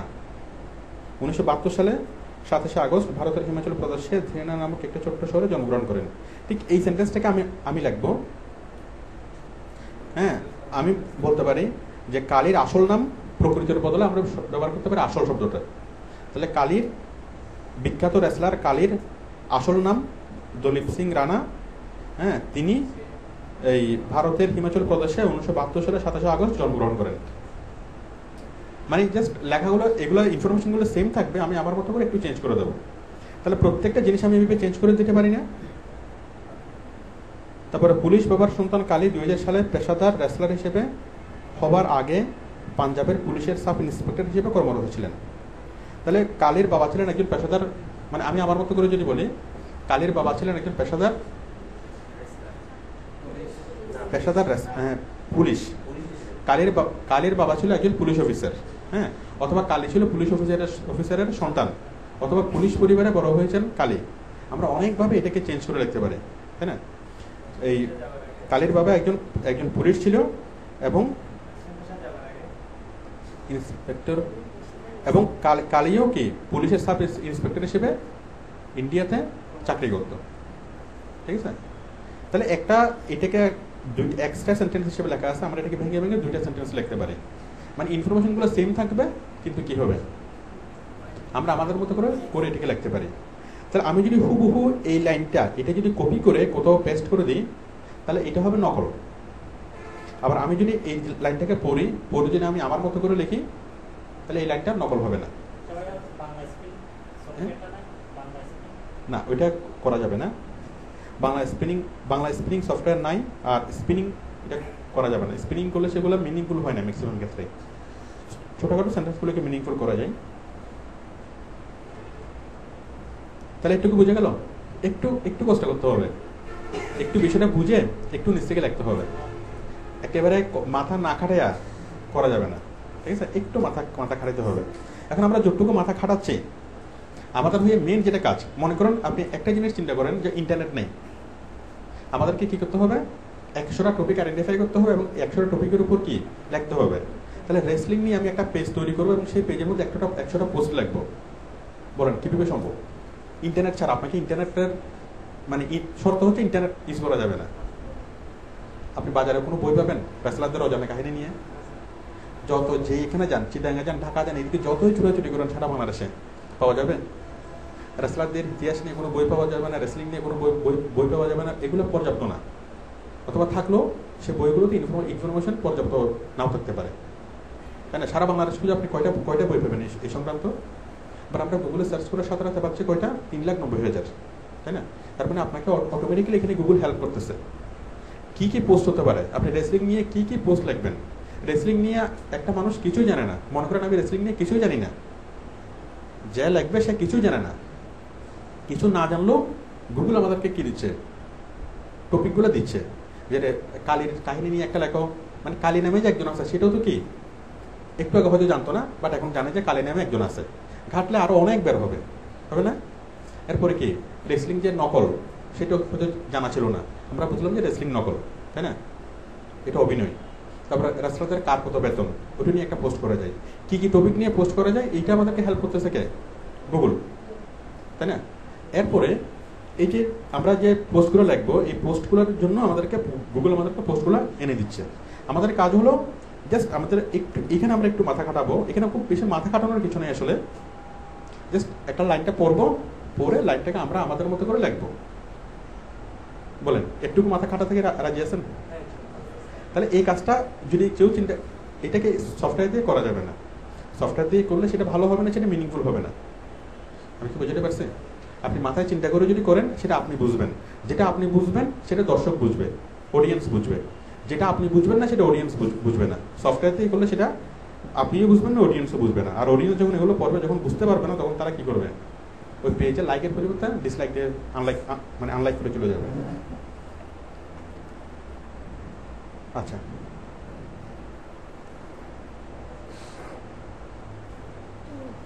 রেসলিং এর রিং এর বাইরে চলচ্চিত্র রূপালী পর্দাতে উজ্জ্বল তিনি। ইতিমধ্যে 2টি বলিউড, 4টি হলিউড, 1টি ফ্রেঞ্চ মুভিতে অভিনয় করেন। হাতে আসতে ডজন খানিকের চেয়ে বেশি চলচ্চিত্র, এছাড়াও অসংখ্য টেলিভিশন অনুষ্ঠানে অংশ নিতে দেখা গেছে। আমরা এই লাইনটাকে আমাদের মতো করে দেখতে পারবো না? রেসলিং এর বাইরে কালে অভিনয় করেন উনি, হলিউডে অভিনয় করেন, বলিউডে অভিনয় করেন, ফ্রেঞ্চে অভিনয় করেন। এখন 10-12টা সিনেমাতে একসাথে উনি অভিনয় করতেছেন। জাস্ট আমরা আমাদের মতো করে অনেকভাবে আমরা লাইনটাকে লিখতে পারি। আমি কি বুঝতে পারছি? আচ্ছা, আবুল ভালো ছেলে, আমরা এটাকে কিভাবে বলতে পারি? বলেন আবুল ভালো ছেলে, আমি একটা বললাম, এটাকে আপনারা অন্যভাবে বলেন। যেটাতে যেভাবেই বলুন না কেন, বুঝতে হবে কি সেন্সটা হবে ভাষা ভালো ছেলে। বলেন আবুল ভদ্র ছেলে, হ্যাঁ আবুল খুব ভালো। তারপরে আবুল অমায়িক ছেলে, তাই না? আবুলের মতো ছেলেই হয় না, তাই না? বলেন, হ্যাঁ আবুল দেশের গর্ব। তার মানে আবুল দেশের গর্ব, এটার কি মিনিং করতেছে? আবুল ভালো ছেলে, এটাই মিনিং করতেছে। তারপরে আবুলের মতো ছেলে কি দুনিয়াতে আছে? আমরা চিন্তা করলে আরো বের করতে পারবো না? শুধু আবুল ভালো ছেলে, এটাকে আমরা অনেকভাবে বলতে পারবো, ঠিক আছে? এখানে জাস্ট আমরা কি এই কাজটাই করবো। একটা লাইন দেখবো, ওইটাকে আমরা আমাদের মতো করে সেটাকে বলবো। তাহলে এটাকে আমরা মানে আমি যদি বলি যে আবুলের মতো ছেলে কখনো দেখছো, এটা কি মানে কোশ্চেন মার্ক, তাই না, প্রশ্নবোধক, কিন্তু এটা আসলে প্রশ্ন না, এটা হচ্ছে কি একটা গুণের বর্ণনা, প্রশ্নের আকারে গুণের বর্ণনা। আবার যেটা আমি না বোধক করি, হ্যাঁ, যে বলেন, হ্যাঁ, মানে আবুলের কাছে কি খারাপ কিছু দেখছো, মানে আবুলের মধ্যে খারাপ কিছু দেখছেন, এটা একটা প্রশ্ন, তাই না? আবুলের মতো ছেলেই হয় না, এটা একটা না বোধক, কিন্তু এটা কি বোঝাচ্ছে আবুল ভালো ছেলে।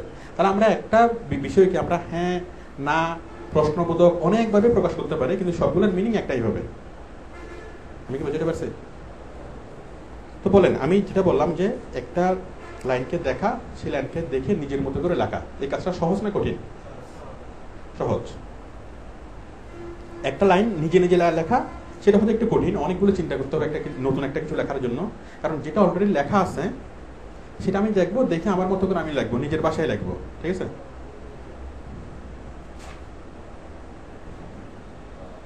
আচ্ছা, দানবীয় রেসলার দ্য গ্রেট কালির অজানা আর্ট, এই যে টাইটেলটা, এই টাইটেলটা আমরা কি চেঞ্জ করতে পারি না? বলেন, এই টাইটেলটা কিভাবে করতে পারি? আমরা একজন রেসলারের জীবন নিয়ে একটা পোস্ট তৈরি করতেছি, এবং সেই রেসলারের নাম হচ্ছে কালী। এখন টাইটেলটা কি দেব? দি গ্রেট কালির অজানা কাহিনী, হ্যাঁ হয়। তারপরে গ্রেট কালি শব্দটাকে অন্যভাবে লেখেন, গ্রেট শব্দটাই বাদ দেন, বিখ্যাত রেসলার কালী, হ্যাঁ, জানুন তার অজানা কিছু কাহিনী, তাই না? অথবা কালীর গোপনীয় সিক্রেট জীবন কাহিনী, হ্যাঁ, অমানবীয়। আচ্ছা, হ্যাঁ, এগুলো। আচ্ছা, তাহলে আমরা এই যে যেটা আছে টাইটেলটা আমরা তার চেয়েও ভালোভাবে টাইটেলটা তৈরি করতে পারি না? ঠিক আছে, আমরা লিখতে পারি কালী, তারপরে বিসর্গ, এই বর্তমান রেসলিং এর বিষয়, তাই না? স্যার আমরা তো অনেক সময় কন্টেন্ট করতে গেলে এই ধরনের অ্যাডও দিই উপরে, হ্যাঁ, এই ধরনের অ্যাড লিখি, এগুলো অ্যাডসেন্স রে। হ্যাঁ, তাহলে আমরা যে টাইটেলটা, সেই টাইটেলটা আমরা আমাদের মতো করে চেঞ্জ করতে পারি না? আচ্ছা, এরপর ছবিটা, এখানে ছবি দিচ্ছে কয়টা? একটা, দুইটা ছবি। বাট আমার কাছে মনে হচ্ছে যে ছবিগুলো দিচ্ছে, এই ছবিগুলো চাইতে আরো অনেক ভালো ছবি দেওয়া যায়। ভালো ছবি কোনটা? কালী কাউকে ধরে কি, ঠিক আছে, ওইরকম একটা ছবি, ওইটার আবেদন বেশি থাকবে, তাই না? মানে কালী একটা কাজ করে দেখাচ্ছে, এখানে আমরা বুঝতে পারতেছি না আসলে কালী কি পরিমাণ কাজ করতেছে, অথবা এখানে ওর যে বডি সাইজ সেটা কিন্তু বোঝা যাচ্ছে না, সেটা অনেক বিশাল বড় নাকি ছোট মানুষ সেটা কিন্তু বোঝা যাচ্ছে না। এখানে মোটামুটি কিছুটা বোঝা যাচ্ছে, বাট আমরা যদি নেট থেকে সার্চ করি, গুগল ইমেজ থেকে, আমরা তার আরো অনেক ভালো ভালো ছবি আমরা সার্চ করতে পারবো।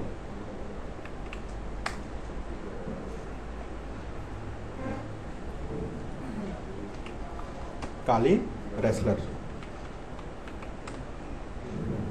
অথবা রেসলার কালী,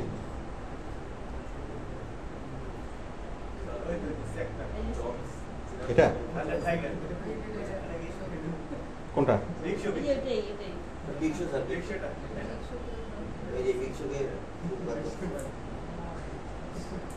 এই ছবিটা আরেকটু অ্যাট্রাকটিভ না?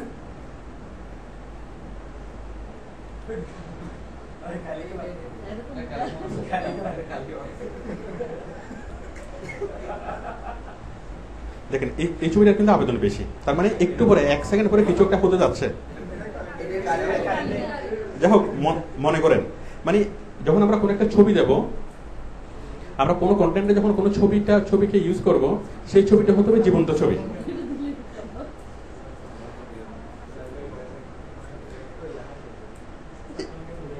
এখানে দেখেন কোনটা? আচ্ছা, মনে করেন এটা কালী, ঠিক আছে? আচ্ছা, এখানে দেখেন, এই ছবিটা একটা সাধারণ ছবি, একটা ভদ্র ছেলে, তাই না? কিন্তু এই ছেলেটা এখানে তার কাজটাও কি আছে, সে কিছু একটা কাজ করতেছে, এবং 1 সেকেন্ড পরে কি হবে আপনি দেখাচ্ছেন একটুকু, বাট 1 সেকেন্ড পরে কি হবে সেটা মানুষ তার কল্পনায় অটোমেটিক্যালি দেখতে পাচ্ছে না?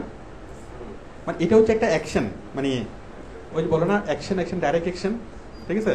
এখন অ্যাকশনের দাম আছে, কিন্তু অ্যাকশন ছাড়া এটার দাম নেই। সিনেমাতে যখন পোস্টারগুলো দেখানো হয়, সিনেমাতে কিরকম পোস্টার দেখানো হয়? একটা ভালো ছেলে খুব ভদ্রভাবে দাঁড়ায় আছে এরকম দেখানো হয়? দেখাতে সে মারামারি করতেছে অথবা কিছু একটা কোন একটা অ্যাকশনে আছে। তার মানে আমরা যখন ছবিটা দেবো তখন সেই ছবিটাকে আমরা দেবো কি ইমেজ ইন অ্যাকশন, অ্যাকশন অবস্থা যেন থাকে। অ্যাকশন অবস্থা থাকলে সেটার কি আছে, দাম আছে, আর না হলে সেটার কোনো দাম নাই।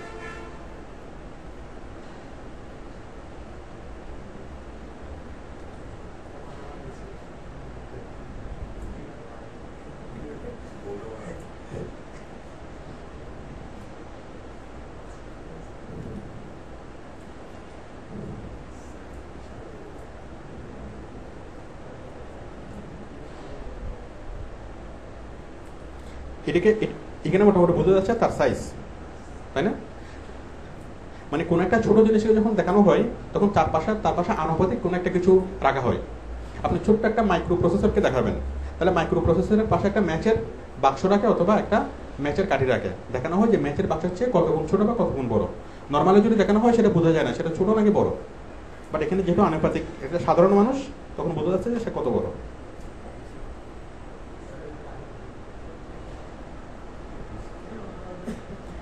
তাহলে আমরা যখন কোনো একটা কন্টেন্ট তৈরি করব তখন সেই কন্টেন্টের যে টাইটেলটা, সেই টাইটেলটা আমরা আরো আকর্ষণীয় করব, ঠিক আছে?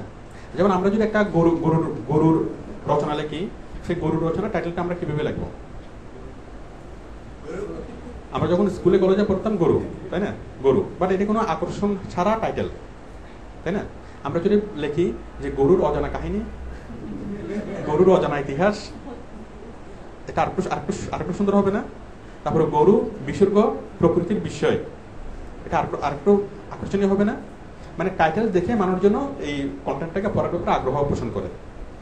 এরপর হচ্ছে ছবিগুলো হতে হবে খুব অ্যাট্রাকটিভ, আনকমন এবং কি অ্যাকশন অবস্থায়।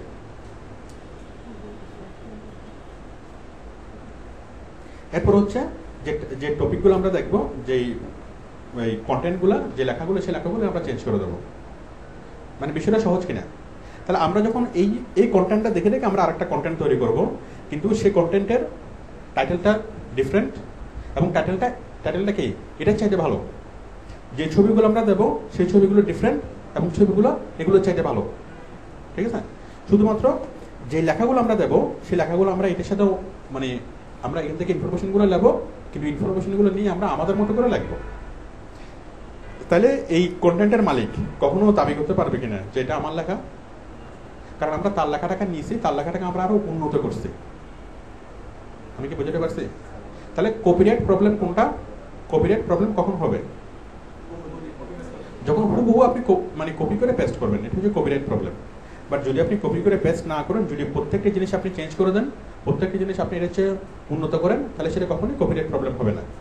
এবং এটা হবে কি, আপনি যেটা লিখবেন সেটা হবে আপনার কন্টেন্ট, সেটা আপনার সম্পত্তি, ঠিক আছে? দেখেন যে এই কন্টেন্টে যে লেখছে, সে কি সরাসরি তার সাথে কি দেখা করছিল? সে এটা লেখার জন্য আমেরিকা গেছিল? সে এটা লেখার জন্য আমেরিকায় যায় নাই, কালের সাথে সে দেখাও করে নাই, কিন্তু সে লেখছে। কিভাবে লেখছে? সেও নিশ্চয় অন্য কোনো একটা ওয়েবসাইট থেকে লেখছে, অন্য কোনো মানে সোর্স থেকে লেখছে। আমি কি বুঝতে পারছি? সোর্স থেকে। তো লেখার শেষে আপনি সোর্স দিবেন, তথ্যসূত্র ইন্টারনেট। তার মানে সে যে লেখাটা লেখছে সে কোত্থেকে ইনফরমেশন গুলো নিয়ে লেখছে? ইন্টারনেট থেকে। আচ্ছা, তাহলে আপনিও লিখতে পারেন তথ্যসূত্র ইন্টারনেট, অথবা আপনি তথ্যসূত্র লিখে এই পেপারের নামটা লিখতে পারেন তথ্যসূত্র প্রিয়.com, ঠিক আছে? এটা যদি আপনি যদি লেখেন, ম্যাক্সিমাম জিনিস যদি আপনি যদি এখান থেকে নকল করেন, মানে নকল না, এখান থেকে দেখে দেখে যদি লেখেন, তাহলে আপনি তথ্যসূত্র এটা লিখে দিতে পারেন। আর যদি আপনি চেঞ্জ করেন তাহলে তথ্যসূত্র না দিলেও চলে। কারণ তথ্যসূত্র দেওয়া মানে কি? এটা স্বীকার করা যে কন্টেন্টটা আমি অন্য জায়গা থেকে কপি করছি। আর আপনি যদি কন্টেন্টগুলো চেঞ্জ করেন তাহলে তথ্যসূত্র দিতে হবে না। আমি কি বুঝতে পারছি? যেমন আমি এই কন্টেন্টটা যদি হুবহু নিয়ে যদি আমি আমার পেজে দিই, তাহলে সেটা হবে নকল, ঠিক আছে?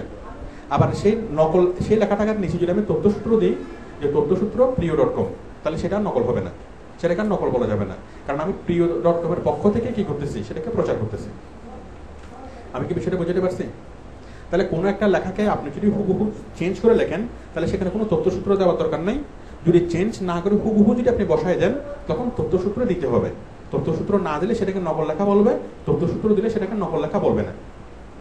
রবীন্দ্রনাথের একটা কবিতা আপনি লেখছেন, লেখার পর কি রবীন্দ্রনাথ মানে কবিতা একটা লেখছেন, লেখার পর রবীন্দ্রনাথের নাম দিচ্ছেন, আপনি সেটা যত প্রচার করবেন তত কি রবীন্দ্রনাথের লাভ, ওর প্রচার হচ্ছে। কেউ যদি ভেবে রবীন্দ্রনাথের নামটা মুছে দিয়ে যদি তার নাম দেয়, হ্যাঁ, অমুক কবিতা বা আবুল, ঠিক আছে, তাহলে কি মানে কন্টেন্টগুলা রবীন্দ্রনাথের বাট ওর নাম নাই, তখন এটা হচ্ছে না। আচ্ছা, আমি যেটুকু বুঝেছি সেটুকু বুঝতে পারছেন? তাহলে দুইভাবে করা যায়। একটা হচ্ছে আমরা যদি আমাদের পেজে পোস্ট করি কোনো একটা লেখা, আমরা হুবহু কোনো একটা লেখা নেব, সেই লেখাটা হুবহু বিন্দুমাত্র চেঞ্জ না করে আমরা আমাদের পেজে দেবো।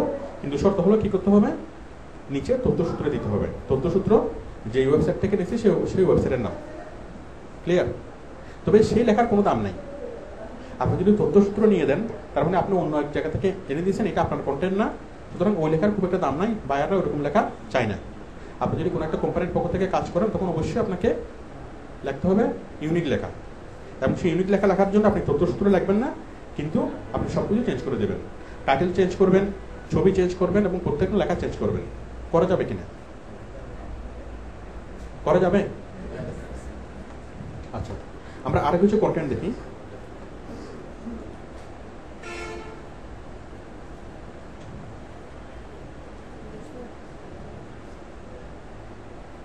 হয়ে গেল,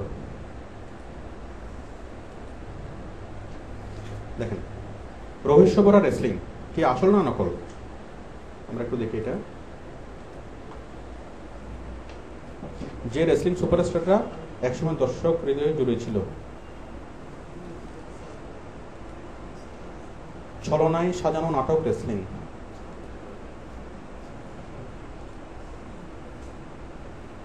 জেনে নিন রেসলিং স্টার ক্রকের প্রতিদিনের খাবার তালিকায় কি কি থাকে।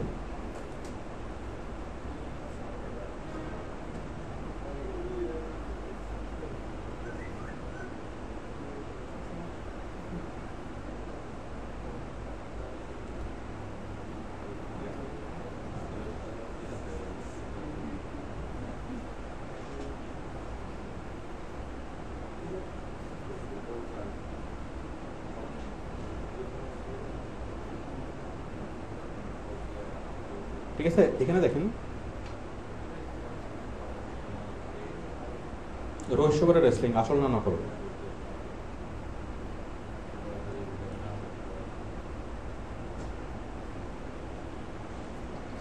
আমরা লেখাটাকে পড়বো, এটা নিয়ে আমরা একটা পোস্ট তৈরি করতে পারবো, রেসলিং আসল নাকি নকল।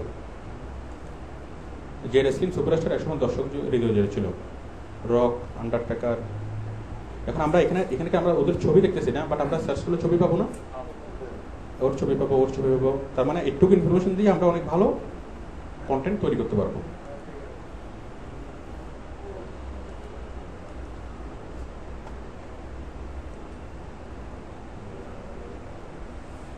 জেনে নিন রেসলিং স্টার রকের প্রতিদিনের খাবার তালিকার আইটেম।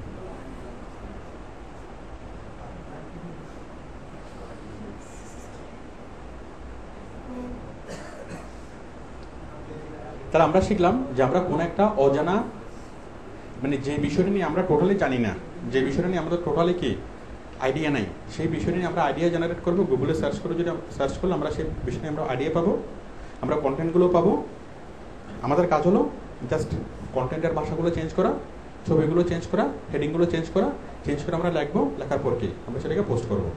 আমরা যদি চেঞ্জ করার পর এটা হয়ে যাবে এখন তো আমাদের সম্পত্তি। আমরা যদি কোনো একটা কন্টেন্ট ইন্টারনেটে পাই সেটা হচ্ছে কি যে লেখছে তার সম্পত্তি, বাট আমরা ওখান থেকে সোর্সগুলোকে নিয়ে ইনফরমেশনগুলোকে নিয়ে যদি আমরা আমাদের মতো করে লিখি তাহলে সেটা হয়ে যাবে একান্তই আমাদের সম্পত্তি। এবং আপনি কত ভালো কন্টেন্ট তৈরি করতে পারেন এটার উপর ডিপেন্ড করবে আপনি কত ভালো ফেসবুক মার্কেটার হতে পারবেন। তাহলে আমরা একটা রেসলিং পেজ তৈরি করব এবং সেই রেসলিং পেজে আমরা অনেকগুলো রেসলিং নিয়ে ইনফরমেশন দেবো। একটু কি ক্লিয়ার কিনা? এখন রেসলিং পেজটা আমি তৈরি করি। আসেন,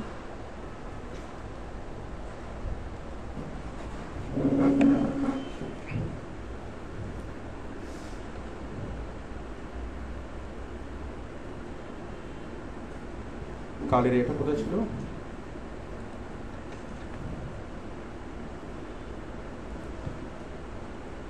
আমরা রেসলিং একটা পেজ তৈরি করি।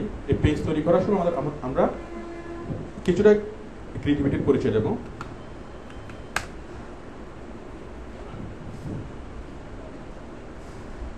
আমরা পেজ তৈরি করব কোথায়? Create page. তারপরে আমরা যেহেতু স্পোর্টস নিয়ে তৈরি করব, স্পোর্টস একটা আইটেম, এখানে কোনটা হবে? ব্র্যান্ড হবে নাকি কজ অর কমিউনিটি হবে? Cause or community. ব্র্যান্ড হবে শুধুমাত্র কোম্পানি পেজ তৈরি করার সময় ব্র্যান্ড, আর আমাদের ইনফরমেশন পেজ তৈরি করার সময় সবসময় কজ অর কমিউনিটি, সবসময় cause or community. Cause or community এটা কি? স্পোর্টস, তাই না? স্পোর্টস না, রেসলিং। এখন শুধু রেসলিং যদি লিখি তাহলে এটা খুব একটা আকর্ষণীয় হচ্ছে না। মানে আমার পেজের উপরে যদি নামটা থাকে শুধু রেসলিং, ঠিক আছে, এটা খুব একটা আকর্ষণীয় হচ্ছে না। আমরা যদি দিই ইংরেজি না লিখে যদি বাংলা লিখে রেসলিং, তাহলে জিনিসটা একটু আকর্ষণীয় হচ্ছে না? এখন বাংলায় রেসলিং লিখবো, শুধু রেসলিং না লিখে আমরা যদি রেসলিং এর পাশাপাশি আরো কিছু লিখি, হ্যাঁ, মানে রেসলিং এর অজানা দুনিয়া।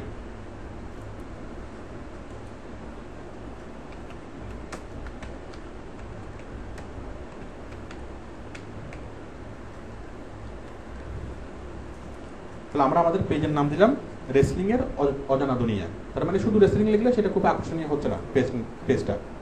যদি লিখি রেসলিং এর অজানা দুনিয়া, ঠিক আছে, তাহলে কি মানুষের ওইটার ব্যাপারে আগ্রহ থাকবে, মানুষ ওখানে মানে দেখার প্রতি একটা আকর্ষণ অনুভব করবে। রেসলিং এর অজানা দুনিয়া। তাহলে আমরা পেজের নামটা যখন লিখবো, সে নাম লেখার ক্ষেত্রে আমাদের কেমন একটা নাম বাছাই করতে হবে, এমন একটা সেন্টেন্স বাছাই করতে হবে যে সেন্টেন্সটা দেখলেই মানুষ আকৃষ্ট হবে। আমি কি বুঝাতে পারছি? মানে এই নামটা সাধারণভাবে লেখা যাবে না, নামটা একটু অসাধারণভাবে লিখতে হবে। এরপরে গেট স্টার্টেড।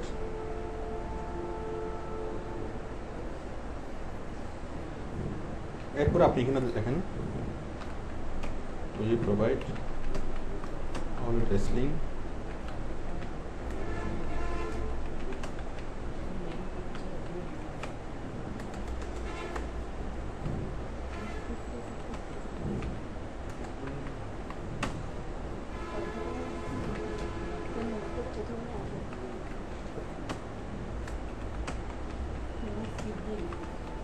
ঠিক আছে, we provide all wrestling secrets here, explore the hidden story. Just এটা হলো ডেসক্রিপশন লিখলাম, সেভ ইনফো। এখানে আর কিছুই করতে হবে না।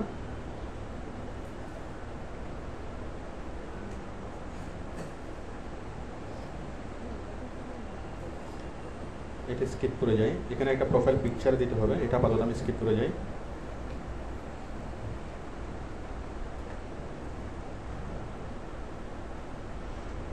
ফরহাদ,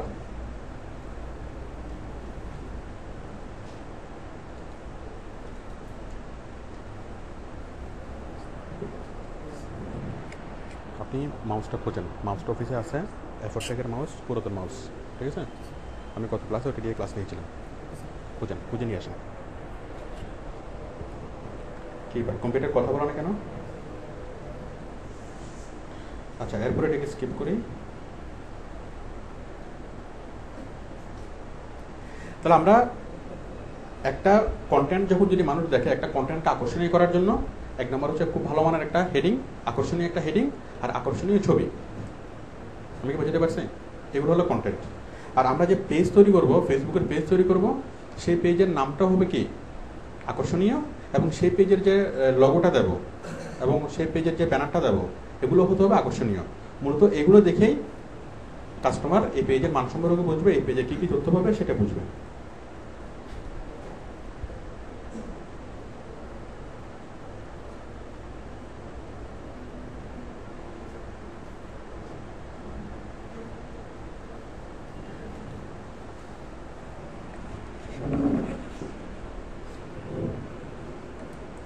ফেসবুক তো স্লো।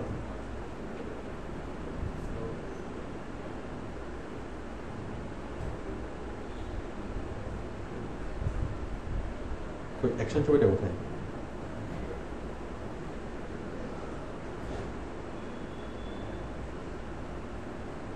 আমার তো আছে। কোনটা?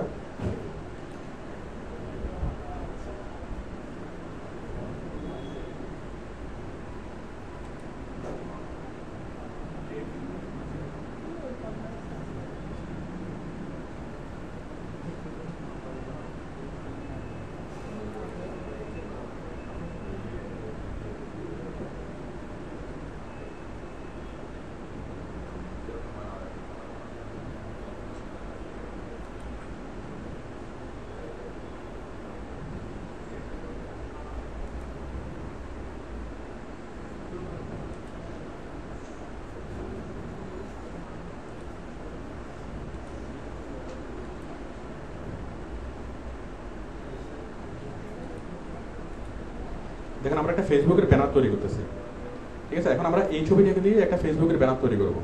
এখন ফেসবুকের ব্যানারে এই পুরো ছবিটা আসবে না, তাহলে আমরা কি করব? ব্যানার তৈরির আগে আমরা ফেসবুকের পেজ তৈরি করলাম, এখন কি করব? এটার যে কাভার, সেই কাভারটা তৈরি করব। এখন কাভারটা হতে হবে বরাবর মাপ মতো, এইটার যে মাপ সেই হুবহু সেই মাপের একটা ছবি আমাদেরকে তৈরি করতে হবে। বুঝে গেল কি? এখন এই ছবির মাপ কত? এইটা এখানে যে আমি যে ছবিটা বসাবো ওটার মাপ কত? এটার, হ্যাঁ আমরা একটু ইয়া থেকে যাচাই দেখে নিই। ফেসবুক ব্যানার সাইজ অথবা Facebook cover size, Facebook cover size কত? 851 into 315, 851 pixel into 315 pixel, 851 into 315। তাহলে আমরা যে ছবিটা এখান থেকে নেব, আমরা প্রথমে ইয়াটার সাইজটা তৈরি করি। আমরা ছবিটা একটু পরে আনি। আমরা রিসাইজ থেকে পিক্সেল কত? 851 ইন্টু 315,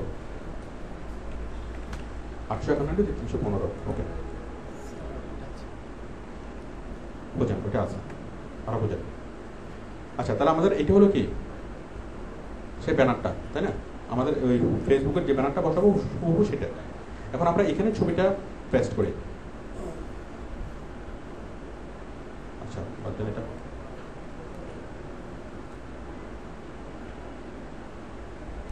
তাহলে আমরা ছবিটাকে ছোট করি।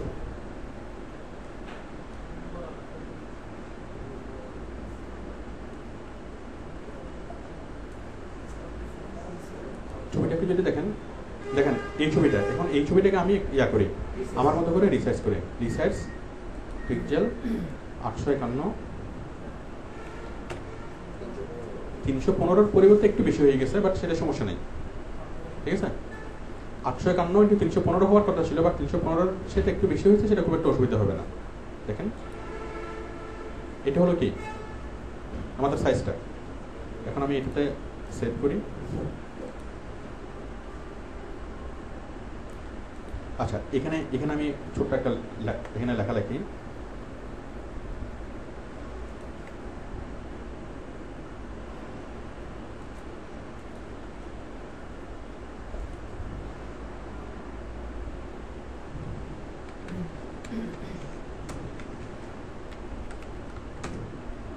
জানুন রেসলিং এর অজানা দুনিয়া, না এভাবে না লেখে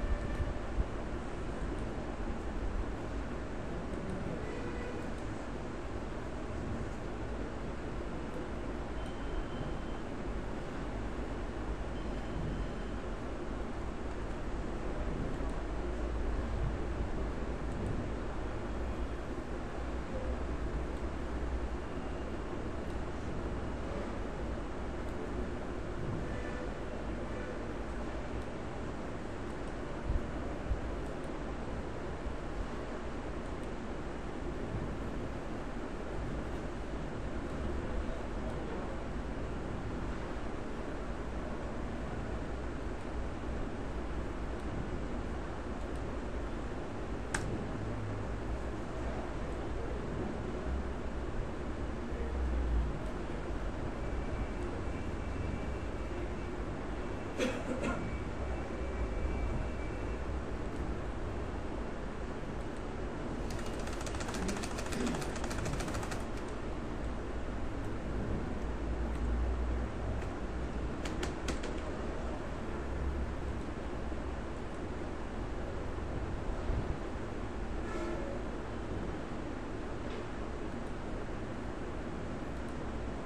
আছে, এটা দিলাম, কি করলাম, কাভার তৈরি করলাম, ফেসবুকের জন্য কাভার তৈরি করলাম। ফেসবুক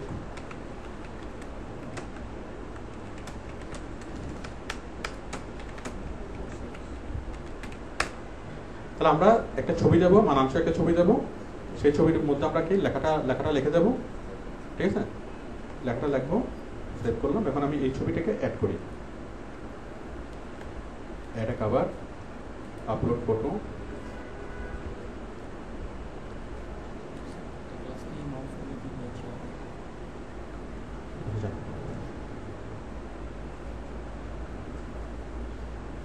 কোথায় রেসলিং,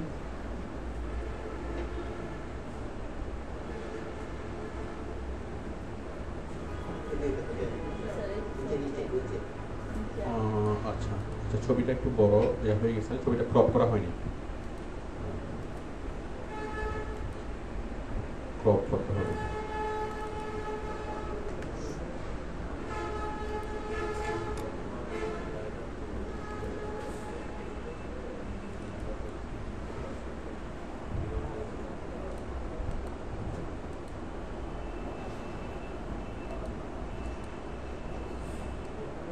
এটা সাদা অংশ সহ চলে আসছে, ওই জন্য সাদা অংশগুলোকে বাদ দিচ্ছি, ক্রপ।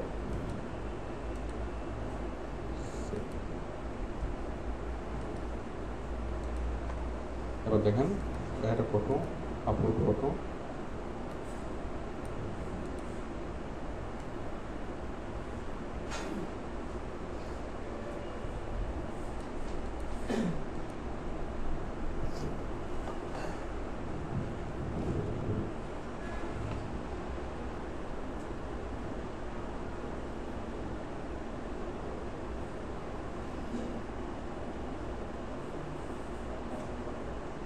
ওই যে আমরা 851 দিয়েছিলাম পাশাপাশি, নিচে আমাদের একটু লম্বা হয়ে গেছিল, তাই না? ওই 315 পর্যন্ত ফিট হবে, 315-এর পরে যেটুকু আছে ওটুকু দেখা যাবে না, ওটুকু দেখা না গেলেও সমস্যা নেই।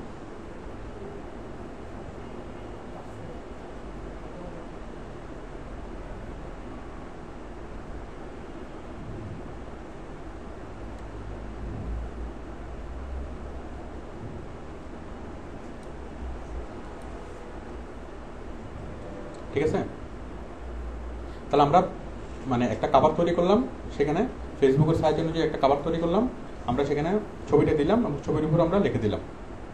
একটু ক্লিয়ার? তাহলে আমরা যে কোনো কাভার তৈরি করতে পারবো না, আমরা যে কোনো কাভারও তৈরি করতে পারবো, এবং যে কোনো পেজের জন্য যে কোনো পোস্টের ছবি আমরা তৈরি করতে পারবো, করা যাবে না? আচ্ছা, এখন একটা লগো তৈরি করব। লগো কিভাবে তৈরি করবো দেখেন। লগোটা ইম্পর্টেন্ট কেন? আমরা যে লগোটা দেব, আপনি যতগুলো পোস্ট করবেন সবগুলো পোস্টের বাম পাশে সেই লগোর ছবি দিয়ে আসবেন। ঠিক আছে, তাহলে আপনাকে সুন্দর একটা লগো দিই।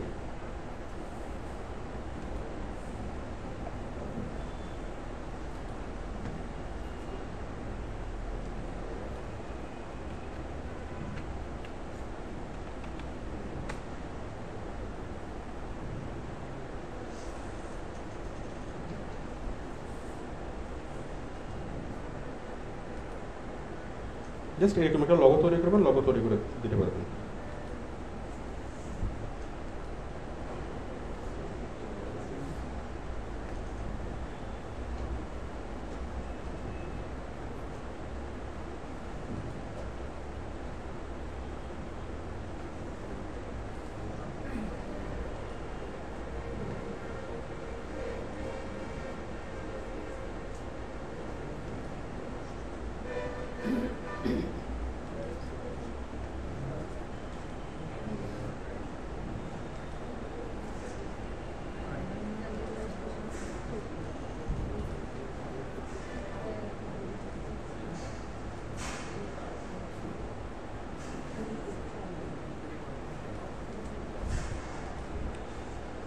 তাহলে আমরা তৈরি করলাম কাভার এবং লগো। তাহলে আমরা কাভারে যেরকম এই ছবিটা দিলাম, এরপর কি একটা লিখলাম, আমরা এখানেও সেরকম ছবিটা দেবো, এইভাবে লিখবো। আমরা লগোর সাইজটা দেখি, লগো সাইজ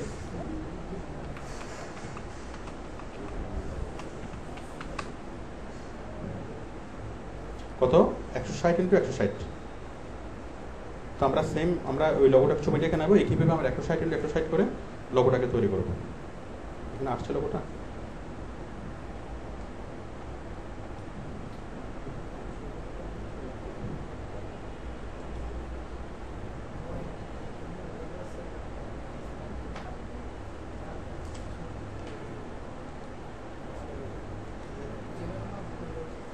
তাহলে আমরা ফেসবুকে দিলাম লগো এবং ফেসবুকের ব্যানার, এবং ব্যানারের মধ্যে আমরা ইনফরমেশন লিখে দিলাম। আমরা চাইলে লগোর মধ্যেও ইনফরমেশন লিখে দিতে পারি, ঠিক আছে। এরপরে পোস্ট, আমরা যে পোস্টগুলো করব, আচ্ছা আমরা এটা ফেসবুকের ফ্রেমটা তৈরি করলাম, আমরা পেজটা তৈরি করলাম। পেজটা তৈরি করার জন্য আমরা পেজের ফ্রেমওয়ার্কটা তৈরি করলাম, তাই না। পেজের নামটা কোথায়, রেসলিংয়ের অজানা দুনিয়া, পেজের নাম দিলাম। আবার এখানে যদি আমি দিই রেসলিংয়ের অজানা দুনিয়া, তাহলে জিনিসটা একটু মানে সুখপাঠ্য হচ্ছে না। একই জিনিস মানুষ এখানেও পড়বে, আবার এখানেও পড়বে। তো সেই জন্য আমি এই জিনিসটাই রেসলিংয়ের অজানা দুনিয়া, ঠিক এই লেখাটাই আমি লিখলাম এখানে, বাট একটু ডিফারেন্ট ওয়েতে। আপনারা পার্থক্যটা বুঝতে পারছেন? রেসলিংয়ের অজানা দুনিয়া পেজের নাম, এখানে লিখলাম রেসলিংয়ের অজানা দুনিয়া, আপনাকে স্বাগতম। হ্যাঁ, এরপরে আমরা একটা কাভার পেজ দিলাম, একটা কাভার দিলাম, একটা লগো দিলাম। এটুকু ক্লিয়ার? তাহলে আমাদের কি ইয়াটা তৈরি, একটা ফ্যান পেজের যে বেসিক স্ট্রাকচার, সেই বেসিক স্ট্রাকচারটা তৈরি। এখন আমরা এখানে পোস্ট করব। এখন আমি এখানে প্রত্যেকদিন একটা করে পোস্ট করব, করা যাবে না? তাহলে আমরা নেটে সার্চ করব, নেটে সার্চ করে অনেকগুলো ইনফরমেশন পাবো। এখান থেকে আমরা একটা টপিক নেব, নিয়ে আমরা পোস্ট তৈরি করব। তো পোস্ট তৈরি করার জন্য প্রথমে যে টাইটেলটা, এই যে দানবীয় রাসলার দ্য গ্রেট কালী, এখন এখানে আমরা সরাসরি যদি কোনো ইয়াদ দিতে পারবো না। ফেসবুকের মধ্যে কোনো টাইটেল দেওয়া যায় না, আপনি ওয়েবসাইটে টাইটেল দেওয়া যায়, অন্য জায়গায় টাইটেল দেওয়া যায়, কিন্তু ফেসবুকে কোনো টাইটেল দেওয়া যায় না। দেখেন আমরা ফেসবুকে যদি এটা দিই, আমি দেখাচ্ছি, এখানে এই যে প্রোডাক্টটা আমরা লিখছি, এই প্রোডাক্টের কোনো টাইটেল কি এখানে দেওয়া গেছে? কারণ ফেসবুকে বড় করে কোনো লেখা যায় না, হ্যাঁ সব একই সাইজের লেখা। তাহলে আমরা যদি কোনো টাইটেল দিতে চাই, সেটা আমরা দিব কিসের সাথে? ছবির সাথে। ছবির সাথে এখানে যদি আমি বড় করে লিখে দিই, বাংলায় যদি লিখে দিই, তাহলে বাংলা টাইটেল বড় করে দেখা যাবে, ঠিক আছে। তাহলে ফেসবুক আমরা ছবি এডিট করে দেবো, হ্যাঁ ছবির সাথে আমরা এডিট করে দেবো। তাহলে দেখেন এখানে আমরা কি করব, দ্য গ্রেট কালী, এই লেখাটি আমরা লিখবো। এই লেখাটা লিখবো, মানুষ প্রথমে দেখবে টাইটেল, তারপরে দেখবে ছবি। তাহলে ফেসবুকে যখন আমি কোনো একটা লেখাকে লিখবো, তখন আমরা টাইটেল এবং ছবি আমরা অ্যাটাচ করে দেবো। প্রথমে ছবির মধ্যে আমরা এডিট করে টাইটেলকে দিয়ে দেবো। তাহলে মানুষ যখন পড়বে, তখন মানুষ প্রথমে দেখবে টাইটেল, তারপর দেখবে ছবি, ঠিক এভাবে। মানে ফেসবুক টাইটেল লেখার কোনো ব্যবস্থা রাখে নাই, এটা নিয়ে কোনো সমস্যা নাই, বাট আমরা টাইটেল লিখবো, ঠিক আছে। তো দেখুন আমরা প্রথমে ছবিটা বাছাই করি, ছবি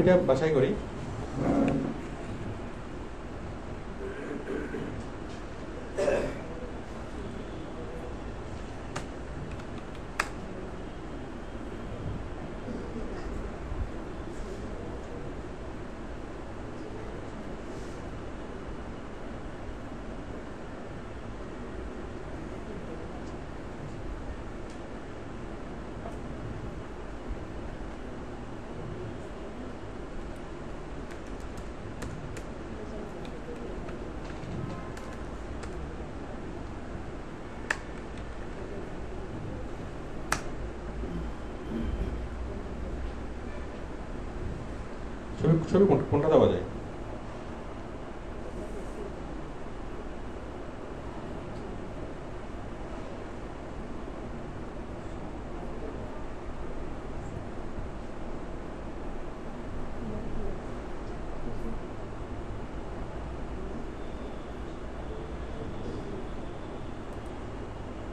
হ্যাপি ফ্যামিলি।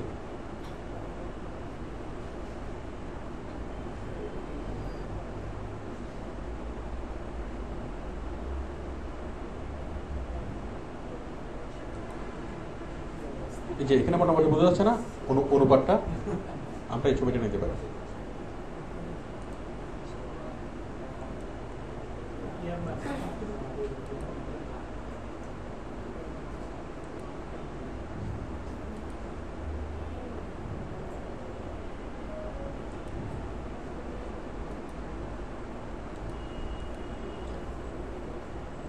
আমরা এখন কি করবো দেখেন, এই যে আমরা এই জিনিসটাকে ধরে একটু একটু নিচে নামাই। আমরা টাইটেলটা নিচেও লিখতে পারি, ডান পাশেও লিখতে পারি, ঠিক আছে? তাহলে আমি এখানে লিখি, এখানে লিখলাম, আবার আমি একটু করে ক্রপ করে নিই।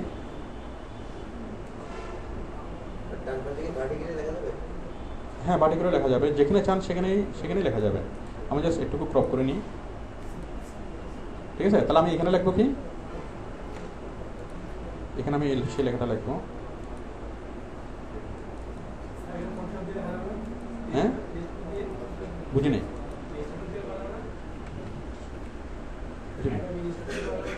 হ্যাঁ করা যাবে, অবশ্যই করা যাবে।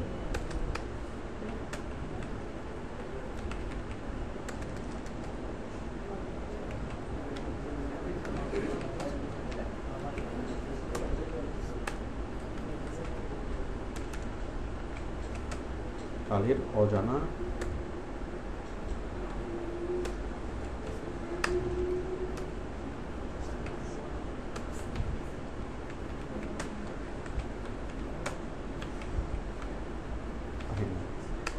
আপনি পাশে লিখে নিতে পারেন, না পড়লে মিস।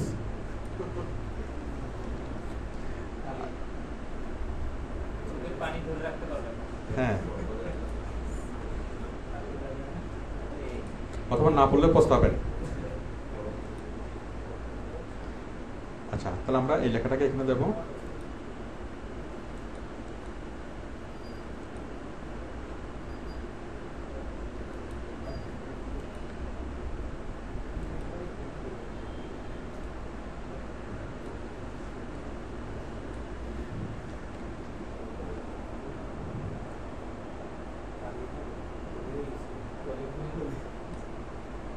আচ্ছা, সমস্যা নেই, ওর নাম আজকে আমরা নতুন করে দিলাম।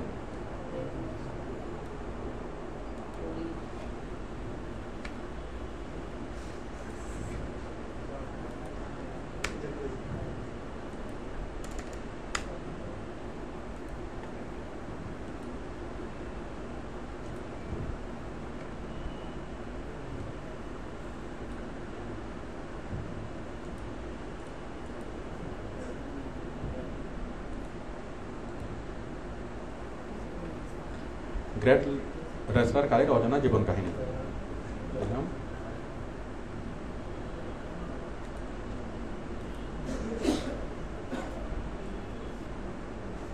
ঠিক আছে, তাহলে আমরা ছবি নিলাম এবং ছবির সাথে কি করলাম, হেডিংটা দিয়ে দিলাম। একটু সবাই বুঝতে পারছেন? আমরা ফেসবুকে যখন কোনো হেডিং দেব, আমরা ফেসবুকের হেডিংটা এইভাবে দিতে হবে, ছবির সাথে অ্যাটাচ করে আমরা হেডিংটা লিখে দেবো।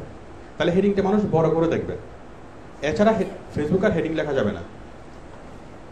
আমি এটাকে সেভ করি।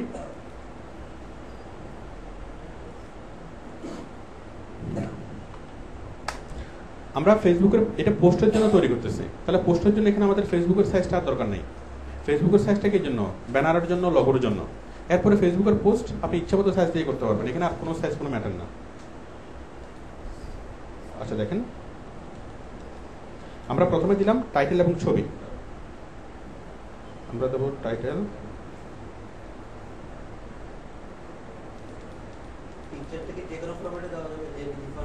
পিএনজি ফরম্যাটে দিলে সবচেয়ে ভালো। ওয়েবে পাবলিশ হওয়ার জন্য সবচেয়ে বেটার ফরম্যাট হলো পিএনজি ফরম্যাট। আমরা ছবিটা নিয়ে আসলাম, এরপর say something about this photo. এখন আমরা কি করব, তাহলে আমরা ছবি নিয়ে আসলাম, প্লাস কি নিয়ে আসলাম, টাইটেল নিয়ে আসলাম। এরপর লেখাগুলো, জাস্ট আমরা লেখাগুলো তো নিচ থেকে লিখবো, আমরা লেখাগুলো লিখবো, মানে লেখাগুলো আমরা লিখবো, লিখে চেঞ্জ করবো। মনে করেন আমরা লিখছি, লিখে চেঞ্জ করে ফেলছি, করার পরে এই লেখাগুলো আমরা জাস্ট এখানে নিয়ে আসবো।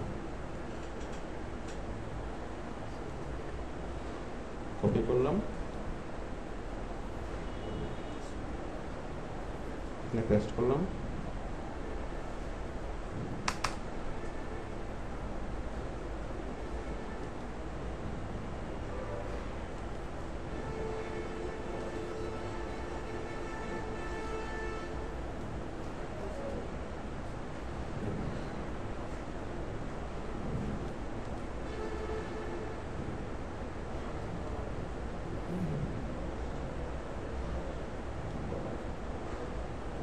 কপি করলাম,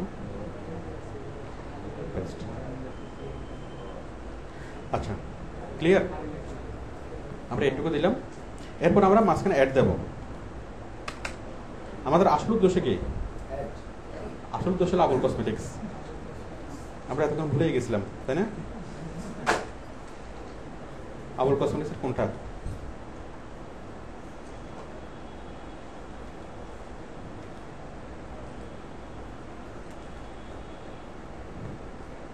জাস্ট এটা কপি করে এখানে পেস্ট করে দেবো।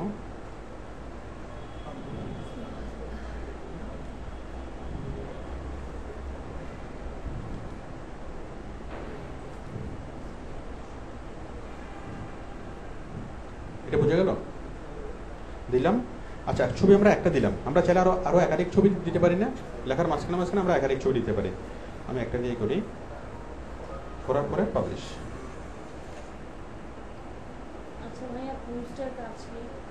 একটু পরে বলতেছি।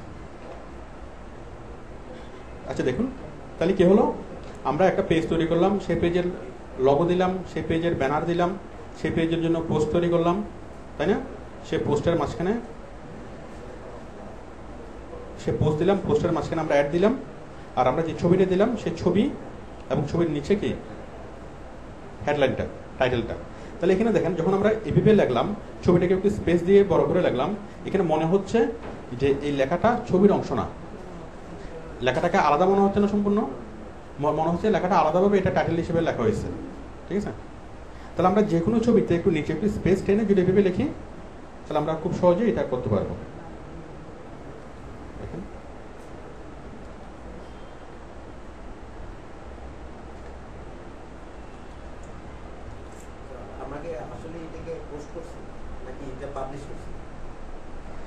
আমরা আসলে কি করছি? আমরা আসলে পোস্ট করছি, আমরা আসলে পোস্টও করছি, পাবলিশও করছি। যদি পোস্ট করতে গিয়ে যে বুস্ট করতে বলে সেটা হোয়াট ইজ দ্য বুস্ট? না, পোস্ট অন্য জিনিস। আমরা এখানে পোস্টও করছি, পাবলিশও করছি। ঠিক আছে? পোস্ট মানে হলো আমি যে লেখাটাকে তৈরি করব। বইয়ের ক্ষেত্রে বলা হয় একটা পেজ, ঠিক আছে, তারপর পৃষ্ঠা, আর এখানে বলা হয় কি পোস্ট। ওয়েবসাইটের ক্ষেত্রে বলা হয় ওয়েব পেজ, ফেসবুকের ক্ষেত্রে বলা হয় পোস্ট। মূলত আমি একটা জিনিস কি কন্টেন্ট, আমি পোস্টটা তৈরি করছি, ঠিক আছে, এরপর আমি এটাকে পাবলিশ করছি। এই যে পিকচারটাকে কি আমরা পাশে দিতে পারি? একটু আমি ওনারটাকে শেষ করি। এটা হলো এরপরে যে পোস্ট যেটা আছে, পোস্টটা হলো আমি যদি চাই ফেসবুককে পেমেন্ট করে এই জিনিসটা আমি অনেক জায়গায় ছড়াবো। ফেসবুকের বিজনেস যেটা, ফেসবুক বলতেছে তুমি এত কষ্ট করে একটা পোস্ট তৈরি করছো, এবার আমাকে দাও, আমি একটু ছড়াই দিই, আমি লাখ লাখ মানুষকে এটা ছড়াই দিই। কি করতে হবে? মাত্র $5, $10, অনেক ধরনের প্যাকেজ আছে। ওই প্যাকেজ দিয়ে আপনি পোস্টে ক্লিক করে দেখবেন, তখন ফেসবুক টাকা চাইবে। বাট ওইটা আমাদের দরকার নেই, আমাদের পোস্ট নিয়ে আমাদের কোনো কাজ নেই। আপনার প্রশ্ন? যদি লাইকটা বাড়াতে চাই তাহলে পেমেন্টটা কিভাবে করব? কাকে পেমেন্ট করবেন? এই যে বলে যে এত টাকা দাও, এত টাকা দাও। আমাদের ফেসবুককে আমাদের কাজ হলো পেমেন্ট নেওয়া। আমরা কেন দিব? যেখানে নেওয়ার বিষয় আছে সেখানে আমরা যাব, যেখানে দেওয়ার চিন্তা আছে, যেখানে দেওয়ার বিষয় আছে সেখানে আমরা কেন যাব? একজন, আমি একটু বলি, একজন কোম্পানি, একটা আবুল কোম্পানি যখন এরকম একটা কন্টেন্ট তৈরি করবে, তখন আবুল কোম্পানি কি করবে? এই পেজের জিনিসটাকে মানুষকে দেখানোর জন্য সে বুস্ট করবে।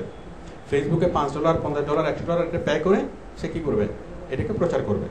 এটা এসইও না, ওটাকে বলা হয় এসইএম।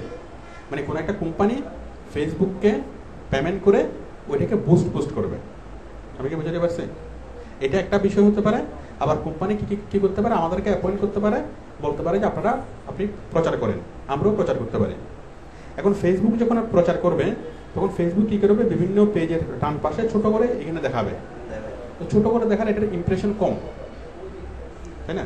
এটা সারা ওয়ার্ল্ড ওয়াইড সে দেখাবে, এটার ইমপ্রেশন কম, আমরা কখনো ওই ধরনের অ্যাডে সাধারণত ক্লিক করি না, ঠিক আছে? কিন্তু আমরা যখন কোনো একটা কন্টেন্ট লিখবো, লেখার মাঝখানে যখন সেই জিনিসটাকে দেবো, তখন মানুষ ইমপ্রেস হবে, এটার পাওয়ারটা বেশি। আমি কি বুঝতে পারছি? কারণ এটা হচ্ছে কি অটোমেটিক্যালি একটা জিনিস আসতেছে, আর এটা হলো কোনো একটা মানুষ এই জিনিসটাকে লেখছে এবং একটা অডিয়েন্সকে টার্গেট করে, তাহলে এটার পাওয়ার বেশি। তো যার ফলে বুস্ট নিয়ে আমাদের কোনো কাজ নেই, আর যেখানে টাকা দেওয়ার বিষয় আছে সেখানে আমরা কি, সেখানে আমরা নেই। কিন্তু ভাই যদি পেমেন্ট করতে চাই নিজের পার্সোনাল বিজনেস, আমি লাইক বাড়ানো, আমি চাচ্ছি যে এটা আরো বেশি ছড়াক, তখন যদি করতে হয় পেমেন্ট, এটা কিভাবে করবে? বললাম তো, যেখানে পেমেন্ট না দেওয়ার বিষয় আছে সেখানে আমরা নাই। আমাদের সবকিছু হচ্ছে পেমেন্ট নেওয়া নিয়ে, আমরা শুধু নিতে জানি, আমরা দিতে জানি না, ঠিক আছে? দেওয়ার কোনো সিস্টেম না শেখাটাই বেটার। কিন্তু এটা বারবার মানে যেমন আমি একটা পেজ ক্রিয়েট করতে বলছিলাম করছি, এখন এটা বারবার ডিস্টার্ব করতেছে, কতক্ষণ মানে প্রায় সময় নক করে। কই ডিস্টার্ব করতে? এটা তো জাস্ট একটা বাটন উঠে আছে, এখানে ডিস্টার্ব না করতেছে না। মাঝে মাঝে নক করে করে? হ্যাঁ নক করে, এটা করেন ওইটা করেন সেটা করেন, ওখানে করলে ওটা প্রাইস রেঞ্জ দিয়ে দেয়। বুঝলাম তো, ওরা তো এটা বিজনেস ওরা তো করবেই। ওর এখানে একটা সিস্টেম আছে, ওখানে ক্লিক করে আপনি নেভার নক মি এটা দিলে ও আপনাকে আর ডিস্টার্ব করবে না। এটা কোথায় করব? ওই বারবার যখন ডিস্টার্ব করবে তখন পেজটা যখন আসে তখন আপনি এটা ক্লিক করিয়ে ডান কোণে একটা ক্রস চিহ্ন থাকে। হ্যাঁ, ক্রস চিহ্ন। আবার আপনি যদি বলেন যে এটা ইয়ার দেওয়ার দরকার নাই, তারপরে ওই অপশনটা আছে। হ্যাঁ, আমি দেখালাম যে আমরা একটা পেজ কিভাবে তৈরি করব। হ্যাঁ বলেন। আমার কোম্পানিতে প্রোডাক্ট মনে করেন 1000, হ্যাঁ, কিন্তু আমি ইনফরমেশন পেজ আমি মনে করেন প্রোডাক্টের অন্য একটা বিষয় নিয়ে আমি আসলাম, রেসিং বিষয় নিয়ে আসলাম, কিন্তু আমি ওই পেজ থেকে আমার কোম্পানিতে যে প্রোডাক্টগুলো আছে যেগুলো আমার কোম্পানি প্রোডাকশন সাথে লিংক, আমি তো ওই ধরনের কন্টেন্টসই দিব। তাহলে কি হবে, ওই ধরনের ও যখন এই প্রোডাকশন থেকে জানবে তথ্যটা পাবে, তখনই তো আমার কোম্পানি পেজে যাবে। তখন আমি টোটালি ডিফারেন্ট কেন কন্টেন্টস দিব, কানেকশনটা মানে আমরা বিক্রি করব রেসলিং। এখন রেসলিং খেলার আগে তো কোনো কসমেটিক্স মাখার দরকার নেই, সেটাই। এখন আমি রেসলিং এর মধ্যে কেন কসমেটিক্সের অ্যাড দেবো, তাই না? আমি তো যেটা অ্যাড দেওয়া স্বাভাবিক, যে রূপচর্চার বিভিন্ন কৌশলগুলো লিখবো, এটার নিচে আমরা কসমেটিক্সের অ্যাড দেবো, এটা তো স্বাভাবিক, তাই না? আচ্ছা, আমি এটা প্রথমেই বলছি যে আমরা যখন কোনো কন্টেন্ট লিখবো, কোন ধরনের কন্টেন্ট লিখবো, কোন ধরনের পেজ তৈরি করবো, সেটা যখন আমরা চিন্তা করবো আমার কাস্টমার কারা, আমার অডিয়েন্স কারা। এই যে আমি এখানে চিন্তা করলাম আমার আইটেম হচ্ছে কসমেটিক্স, সেই কসমেটিক্সের আইটেম কাস্টমার কারা, গার্লস এবং বয়েজ 15 থেকে 40। এবং এই যে এই পিপলরা, এটা হচ্ছে আমার টার্গেটেড কাস্টমার। এই টার্গেটেড কাস্টমাররা বিউটিফিকেশনের বিভিন্ন বিষয়গুলো পছন্দ করবে, skin care, nail care, hair care. তাহলে স্কিন কেয়ার, নেল কেয়ার এগুলো আমি লিখবো, লেখার মাঝখানে আমি অ্যাড দেবো, কোনো সমস্যা নেই, ঠিক আছে? ওরা হেলথ অ্যান্ড টিপসের তথ্যগুলো পছন্দ করবে, ফিট থাকা, ডায়েট কন্ট্রোল করা, এক্সারসাইজ করা, আমি এগুলো নিয়ে কন্টেন্ট তৈরি করবো এবং কি মাঝখানে দেবো। ওরা ক্যারিয়ার পছন্দ করবে, রেসিপি পছন্দ করবে, অনেকগুলো পছন্দ করবে, শোবিজ পছন্দ করবে। শোবিজ এটা সম্পূর্ণ বাইরে, তাই না? বাট ওদের পছন্দ। স্পোর্টস এটা বাইরে, বাট পছন্দ, আমার টার্গেটেড অডিয়েন্সের পছন্দ, ঠিক আছে?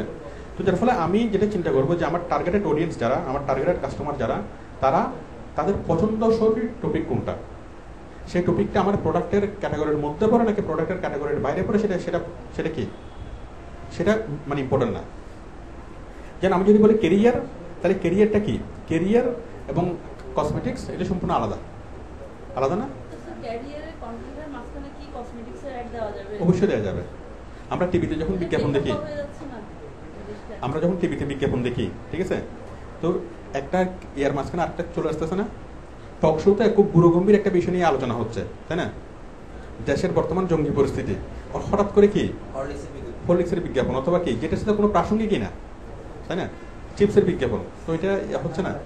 মানে অ্যাডভার্টাইজমেন্ট অলওয়েজ অ্যাডভার্টাইজমেন্টের সাথে কন্টেন্ট কখনো মানে মিলবে না। বিষয় হচ্ছে আমার অডিয়েন্স, আমার টার্গেটেড অডিয়েন্স, ঠিক আছে? যেমন টিভিতে মাঝে মধ্যে রত্নপাথরের অ্যাড দেয় না, বিভিন্ন বাবা, সাধক বাবা, তন্ত্র বাবা, মন্ত্র বাবা, অনেক ধরনের অ্যাড দেয়, ঠিক আছে? তো অ্যাডগুলো কখন দেয়? রাত 3টে বাজে। কারা জেগে থাকে? ওদের টার্গেটেড অডিয়েন্সে জেগে থাকে। কেন? যারা বিভিন্ন বিষয় নিয়ে টেনশনে আছে, টেনশনে ঘুম আসতেছে না। এখন একটা মানুষ রাত্রে 3টে বাজে যখন টিভি দেখে, তার মানে বুঝতে হবে হি ইজ নট হ্যাপি, তার কোনো না কোনো একটা সমস্যা আছে, তাই না? তখন কি তারা অল্প টার্গেটেড, তখন তারা চিন্তা করে যে দিনের বেলা কি সুখী মানুষ, দিনের বেলা তাদের অডিয়েন্স পাওয়া যাবে না, ঠিক আছে? রত্ন পাথর, এই পাথর, সেই পাথর পাওয়া যাবে কখন? অডিয়েন্সকে রাত্রে বেলা। তার মানে এখানে টাইমিংটা ইম্পর্টেন্ট। আমি কি বুঝতে পারছি? আবার সেই ধরনের রক্তপাতের অ্যাডগুলো কিন্তু কোনো কি মেন স্ট্রিম মিডিয়াতে দেয় না, যেগুলো ভালো মিডিয়া যেমন ইটিভি, এনটিভি, চ্যানেল এগুলোতে দিবে না। এগুলো দিবে কোনগুলো, যে সিনেমাগুলোতে একদম টানা বাংলা সিনেমা দেখায়, মানে যে চ্যানেলগুলোতে টানা বাংলা সিনেমা দেখে, বাংলা সিনেমা ছাড়া অন্য কোনো কন্টেন্ট দেখায় না, সেই ধরনের টিভিগুলোতে কি দেয়, ওই মানে রত্নপাত্রের ইয়াগুলো দেয়, অ্যাডগুলো দেয়। মানে ওদের টার্গেটেড অডিয়েন্স কোথায় এবং কোন সময় টিভি দেখে ওইটার উপর ডিপেন্ড করে। তো আমরা ঠিক সেটাকে আমরা কি আমরা ঠিক সেভাবেই কাজ করবো আমাদের। হ্যাঁ বলেন। আমি আমার কোম্পানিতে শ্যাম্পু হচ্ছে খুব ভালো একটা প্রোডাক্ট। আমি যখন টোটাল শ্যাম্পু নিয়ে ওকে যখন আমি ডিটেইলসে লিখে যখন প্রযোজ্য করবো, সে আমার কন্টেন্টসটা করে অবভিয়াসলি সেই শ্যাম্পুটা মানে কোথায় পাওয়া যাবে এটা ও খুঁজবে। কারণ আমি ওখানে তো রেসলিং দিলে বা রেসলিং এর বিষয়ে দিলে ও ওখানে ঢুকতে চাইবে না। যখন ও আগে অবগত হয়ে যাবে না এই প্রোডাক্টটা অবভিয়াসলি আমি এটা করছি, এরপরেই তো ও আমার লিঙ্কে ক্লিক করবে। এখন এই ক্ষেত্রে কি ইনফরমেশন পেজ আমি কি আমার এখন যে মানুষটা ইন্টারনেটে সার্ফিং করতেছে, যে মানুষটা ফেসবুক ব্রাউজ করতেছে, সেই মানুষের মাথায় টোটালি নাই যে সে কি এই কোনো বিউটি আইটেম কিনবে, এটা তার টোটালি মাথায় নেই, এটা তার কোনো চিন্তাও নেই, কোনো পরিকল্পনা নেই। সে করতেছে কি জন্য, সে স্পোর্টস ভালোবাসে, সে বিভিন্ন স্পোর্টস নিয়ে কি ইনফরমেশন গুলো চাচ্ছে। যখন সে রেসলিং লেগে সার্চ করবে তখন আমরা তার কাছে বের হতে পারবো। কিন্তু আমরা যদি অন্য অন্য কন্টেন্টের মাঝখানে দিই তাহলে সে তো ওই কন্টেন্ট দেখবে না। আমি কি বুঝতে পারছি? এখন রেসলিং সে পছন্দ করে, রেসলিং লিখে সে সার্চ করবে, সে আমার বিউটি আইটেম লিখে সার্চ করবে না। রেসলিং লিখে সার্চ করে রেসলিং এর কন্টেন্টগুলো দেখাবো, তার মাঝখানে আমরা আমাদের বিজ্ঞাপনগুলো দেখাবো। এটুকু কি বুঝে গেল? আচ্ছা, তাহলে আমরা এই যে পেজ তৈরি করা, আমরা আজকের ক্লাসে শিখলাম যে কিভাবে আমরা বিভিন্ন টপিকগুলো বাছাই করব। টপিক এবং প্রত্যেকটা টপিকের আন্ডারে অনেকগুলো সাব টপিক আমরা বাছাই করতে পারবো না? এবং প্রত্যেকটা টপিক আমরা এখানে দিলাম রেসলিং নিয়ে আমরা একটা পেজ তৈরি করলাম, তাই না? এবং সেই পেজের মধ্যে আমরা পোস্ট তৈরি করলাম, এবং সেই পোস্ট লেখার জন্য আমরা যে কন্টেন্টগুলো পাবো, আমাদের কি কোনো কন্টেন্টের অভাব হবে? আমরা যে কোনো বিষয় নিয়ে যদি আমরা খুঁজি, আমরা কন্টেন্ট পাবো না? দেখেন, এখানে যদি ফুটবল লিখে যদি আমি খুঁজি, ফুটবল নিয়ে একটা পেজ তৈরি করব, তাহলে আমরা যদি ফুটবল লিখে খুঁজি,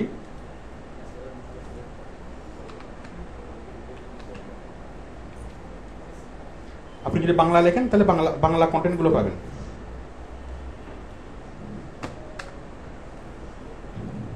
তাহলে ফুটবল নিয়ে আমরা পেজ পাচ্ছি 58,70,000। ইতিহাসের সেরা ফুটবল দল কোনটি? ফুটবল সম্পর্কে সকল খবরাখবর, আমরা অনেকগুলো কন্টেন্ট পাচ্ছি না? তো এভাবে এখানে আমরা যতগুলো কন্টেন্ট দেখবো, এই যে শোবিজ, তাই না, হলিউড, বলিউড, তাই না, আমি যদি হলিউড লিখি, হলিউড যদি বাংলা লিখি, তাহলে হলিউডের অনেকগুলো নিউজ আমি পাবো। হলিউড,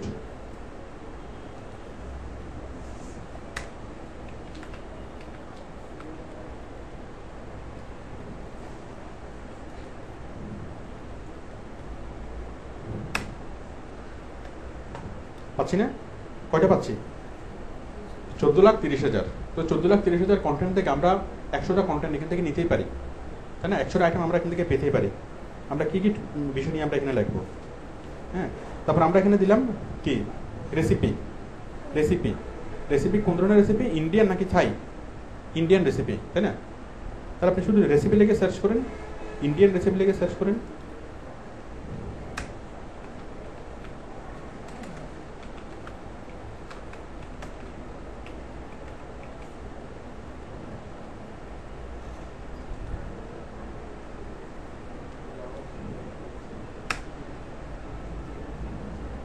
সাউথ ইন্ডিয়ান রেসিপি, ভারতীয় অসাধারণ রেসিপি, ভিনদেশি recipe, Indian recipe, south Indian, সবগুলো আমরা ইন্ডিয়ান রেসিপি পাচ্ছি না? ইন্ডিয়ান রেসিপি দিয়ে পেজ করে পাচ্ছি 4,47,000। এ তো ভারতীয় অসাধারণ রেসিপি। ফেসবুক পেজে পাচ্ছি অনেক কিছু, সাউথ ইন্ডিয়ান রেসিপি। তাহলে সহজ বিষয় হলো যে কোনো একটা মানুষের জন্য, দেখেন south Indian recipe, Rabha Kesari, কি এবার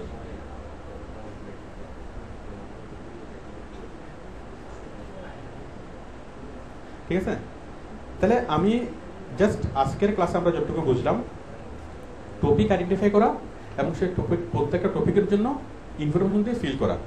আমরা এইভাবে অনেকগুলো টপিক আইডেন্টিফাই করতে পারবো।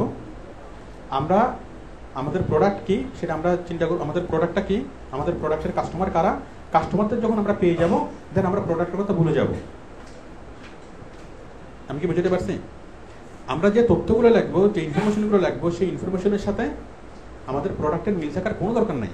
আমরা করব কেরিয়ার, আমরা বিক্রি করব কসমেটিক্স, কিন্তু লিখবো কেরিয়ার নিয়ে। এক্ষেত্রে কোনো সমস্যা নেই। আমি কি বুঝতে পারছি? আমাদের প্রোডাক্টের বিষয়টা আমরা কখন চিন্তা করব? কাস্টমারকে আইডেন্টিফাই করার জন্য। আমার টার্গেটেড অডিয়েন্স কারা, আমার টার্গেটেড কাস্টমার কারা।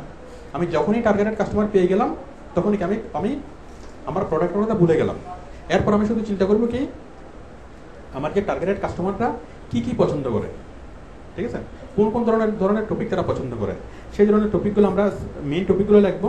প্রত্যেকটা মেইন টপিকের আন্ডারে অনেকগুলো সাব টপিক লিখবো এবং আমি যখন পেজ তৈরি করব তখন তৈরি করবো সাব টপিক নিয়ে পেজ তৈরি করবো। মেইন টপিক নিয়ে পেজ তৈরি করবো না, সাব টপিক নিয়ে। তাহলে রেসলিং নিয়ে পেজ তৈরি করবো, সুন্দর একটা আকর্ষণীয় একটা টাইটেল দেবো, একটা ব্যানার দেবো, একটা লোগো দেবো, এরপর কি যে ছবিটা দেবো সেই ছবিটা দেবো এবং সেই মানে প্রত্যেকটা পোস্টের সাথে ছবি দেবো এবং টাইটেলটা ছবির সাথে কি অ্যাড করে দেবো। এরপরে আমরা মূল সোর্সের যে ইনফরমেশনগুলো সেগুলো আমাদের মতো করে আমরা চেঞ্জ করবো, নিজের মতো করে চেঞ্জ করে এখানে পোস্ট করবো। বাট একটা পোস্ট হয়ে গেল, ঠিক আছে। এরপরে ভেবে আমরা আরেকটা পোস্ট খুঁজে নেব এবং পোস্ট করার সময় লক্ষ্য রাখবো আমি যে পোস্টটা লিখতেছি এই পোস্টটার প্রতি মানুষের আগ্রহ আছে কিনা, এই পোস্টটা লিখলে মানুষ কি এটাকে পছন্দ করবে কিনা। ক্লিয়ার করলাম? তাহলে এইভাবে আমরা যদি 100টা আইটেম যদি এখানে সিলেক্ট করি, 100টা সাব টপিক যদি সিলেক্ট করি, আমরা 100টা পোস্ট 100টা পেজ তৈরি করতে পারবো, ঠিক আছে। এবং প্রত্যেকটা পেজ যখন আমরা ফিল করার জন্য আমি জাস্ট টপিকটা যদি বাংলায় লিখি তখন আমরা ওই টপিক নিয়ে অনেক কন্টেন্ট পাবো। ইংরেজিতে লিখলে ইংরেজি কন্টেন্ট পাবো, বাংলায় লিখলে বাংলা কন্টেন্ট পাবো। জাস্ট আমরা কন্টেন্টগুলোকে পড়বো, নিজের মতো করে চেঞ্জ করে আমরা লিখবো। তার মানে কোনো একটা পেজ তৈরি করার জন্য মেন যে চ্যালেঞ্জটা হয় সেটা হচ্ছে ইনফরমেশনগুলো খুঁজে বের করা। আমি কি লিখবো সেটাই খুঁজে পাওয়া যায় না। যে বিষয়টা নিয়ে আমরা জানি আমরা তো সেটা নিয়ে লিখতে পারি, তাই না? কিন্তু যে বিষয়টা নিয়ে আমরা টোটালি জানি না আমরা সেটা নিয়ে কীভাবে লিখবো। তো আমরা সেই কৌশলটা শিখলাম যেটা নিয়ে আমাদের কোনো আইডিয়াই নেই, যেটা নিয়ে আমাদের কোনো ধারণাই নেই, যেটা আমরা জীবনে কখনো শুনিও নাই, আমরা সেটা নিয়ে কি বিশেষজ্ঞের মতো লেখা লিখতে পারবো। একজন বিশেষজ্ঞ যেভাবে লেখে আমরা সেই বিশেষজ্ঞর মতো লেখা লিখতে পারবো, কারণ আমাদের লেখাগুলো তো আসলে বিশেষজ্ঞের লেখা। স্যার আমরা যখন এগুলো তো আমাদের নিজের না, নিজের হলে নাকি একটা কনফিউশন থাকতো। জব করলে স্যার একটা পেজে সারাদিনে একজন কিভাবে বন্টন করা থাকে এটা আপনি আপনার মতো করে কাজ করতে পারবেন। আপনি মনে করুন 10টা পেজের দায়িত্ব আপনি নিলেন, তাহলে আপনাকে বলা হবে যে আপনি প্রত্যেকটা পেজে প্রত্যেকদিন একটা করে পোস্ট করবেন, মানে একটা করে সারাদিনে আপনি 10টা পেজে 10টা পোস্ট করবেন। এটা আপনার সারাদিনের কাজ। হ্যাঁ, আপনাকে পার মান্থ মানে অ্যাপয়েন্ট করবেন যে মান্থলি আপনাকে এত টাকা স্যালারি দিবে এবং তার বিনিময়ে আপনি 10টা পেজে 10টা করে পোস্ট করবেন, ঠিক আছে। এভাবে আমরা দেখি আধা ঘন্টা পরে এক এক রকম একটা পোস্ট আসে, যেমন এক একজনের দায়িত্ব থাকে। হ্যাঁ, একটা পেজকে নিয়ে অনেকজনের কাজ করতে পারে। আপনি আপনার 10টা পেজকে নিয়ে কাজ করতে পারেন, অথবা কি 10টা পেজকে নিয়ে একটা পেজকে নিয়ে 10 জনে কাজ করতে পারে। কাজটা পরে দেখা যাবে, আমরা কৌশলগুলো শিখতেছি। আমি আজকে যতটুকু বললাম এটুকু কি সবার কাছে ক্লিয়ার? তাহলে আমরা আগামী ক্লাস আমরা এখান থেকে শুরু করব। আমরা এই কন্টেন্ট ক্রিয়েট নিয়ে আগামী ক্লাসে আরেকটু আলোচনা করবো, আর একটু ডিপলি আলোচনা করবো। তাহলে আমরা আগামী ক্লাসের মেইন টপিক হলো অপটিমাইজেশন। আমরা যে পেজটা তৈরি করলাম, দেখুন আমরা যে পেজটা তৈরি করলাম, কোথায় গ্রেড খালি, এই যে আমরা যে রেসলিং এর যে পেজটা তৈরি করলাম, এখন আমাদের কাজ হলো এই পেজটাকে যেন লাখ লাখ মানুষ দেখে, লাখ লাখ মানুষের জন্য এই পেজটাকে লাইক করে, মানে 1 মাসের মধ্যে 1 লাখ লাইক, ঠিক আছে। আমরা আমাদের টার্গেট হবে কি, আমরা কোনো একটা পেজকে নিয়ে যদি কাজ করি তাহলে 1 মাসে আমরা 1 লাখ লাইক আমরা কালেকশন করতে পারবো। যদি আমরা 10টা পেজকে নিয়ে যদি একসাথে কাজ করি তাহলে প্রত্যেকটা পেজের জন্য আমরা 1 মাসে 1 লাখ লাইক আমরা কালেকশন করতে পারবো। আমি কি বুঝতে পারছি? তো এই লাইক কালেকশন করার জন্য কি করতে হবে? অপটিমাইজেশন করতে হবে, অনেক মানুষের কাছে প্রচার করা। তো আমাদের আগামী ক্লাসে জুড়ে থাকবে অপটিমাইজেশন করা,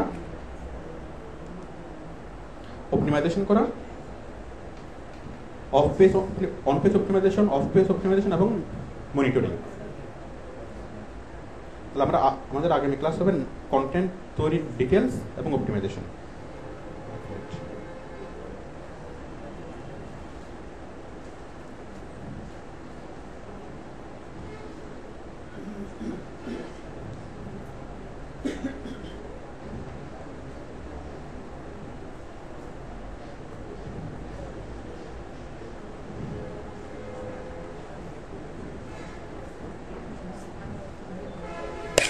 তো ঠিক আছে, সবাইকে ধন্যবাদ। আর আমি ওই ওই অ্যাসাইনমেন্টগুলো আগামী ক্লাসে দেখবো, ঠিক আছে? আর আপনারা একটুকু করে ফেলবেন, আমি যেটুকু করছি। হ্যাঁ, আপনারা যে পেজটা তৈরি করছেন সেই পেজটাতে আরও প্রত্যেকটা পেজে অনেকগুলো কন্টেন্ট অ্যাড করবেন, ঠিক আছে? 10টা বা 15টা করে আপনারা ওই টপিক অ্যাড করবেন, মানে পোস্ট অ্যাড করবেন। হ্যাঁ, বলেন।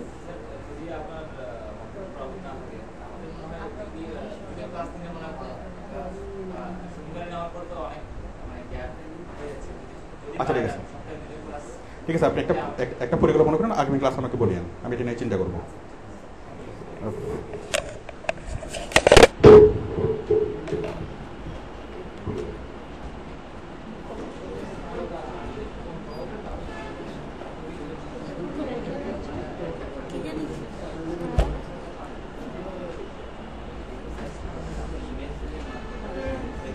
This way.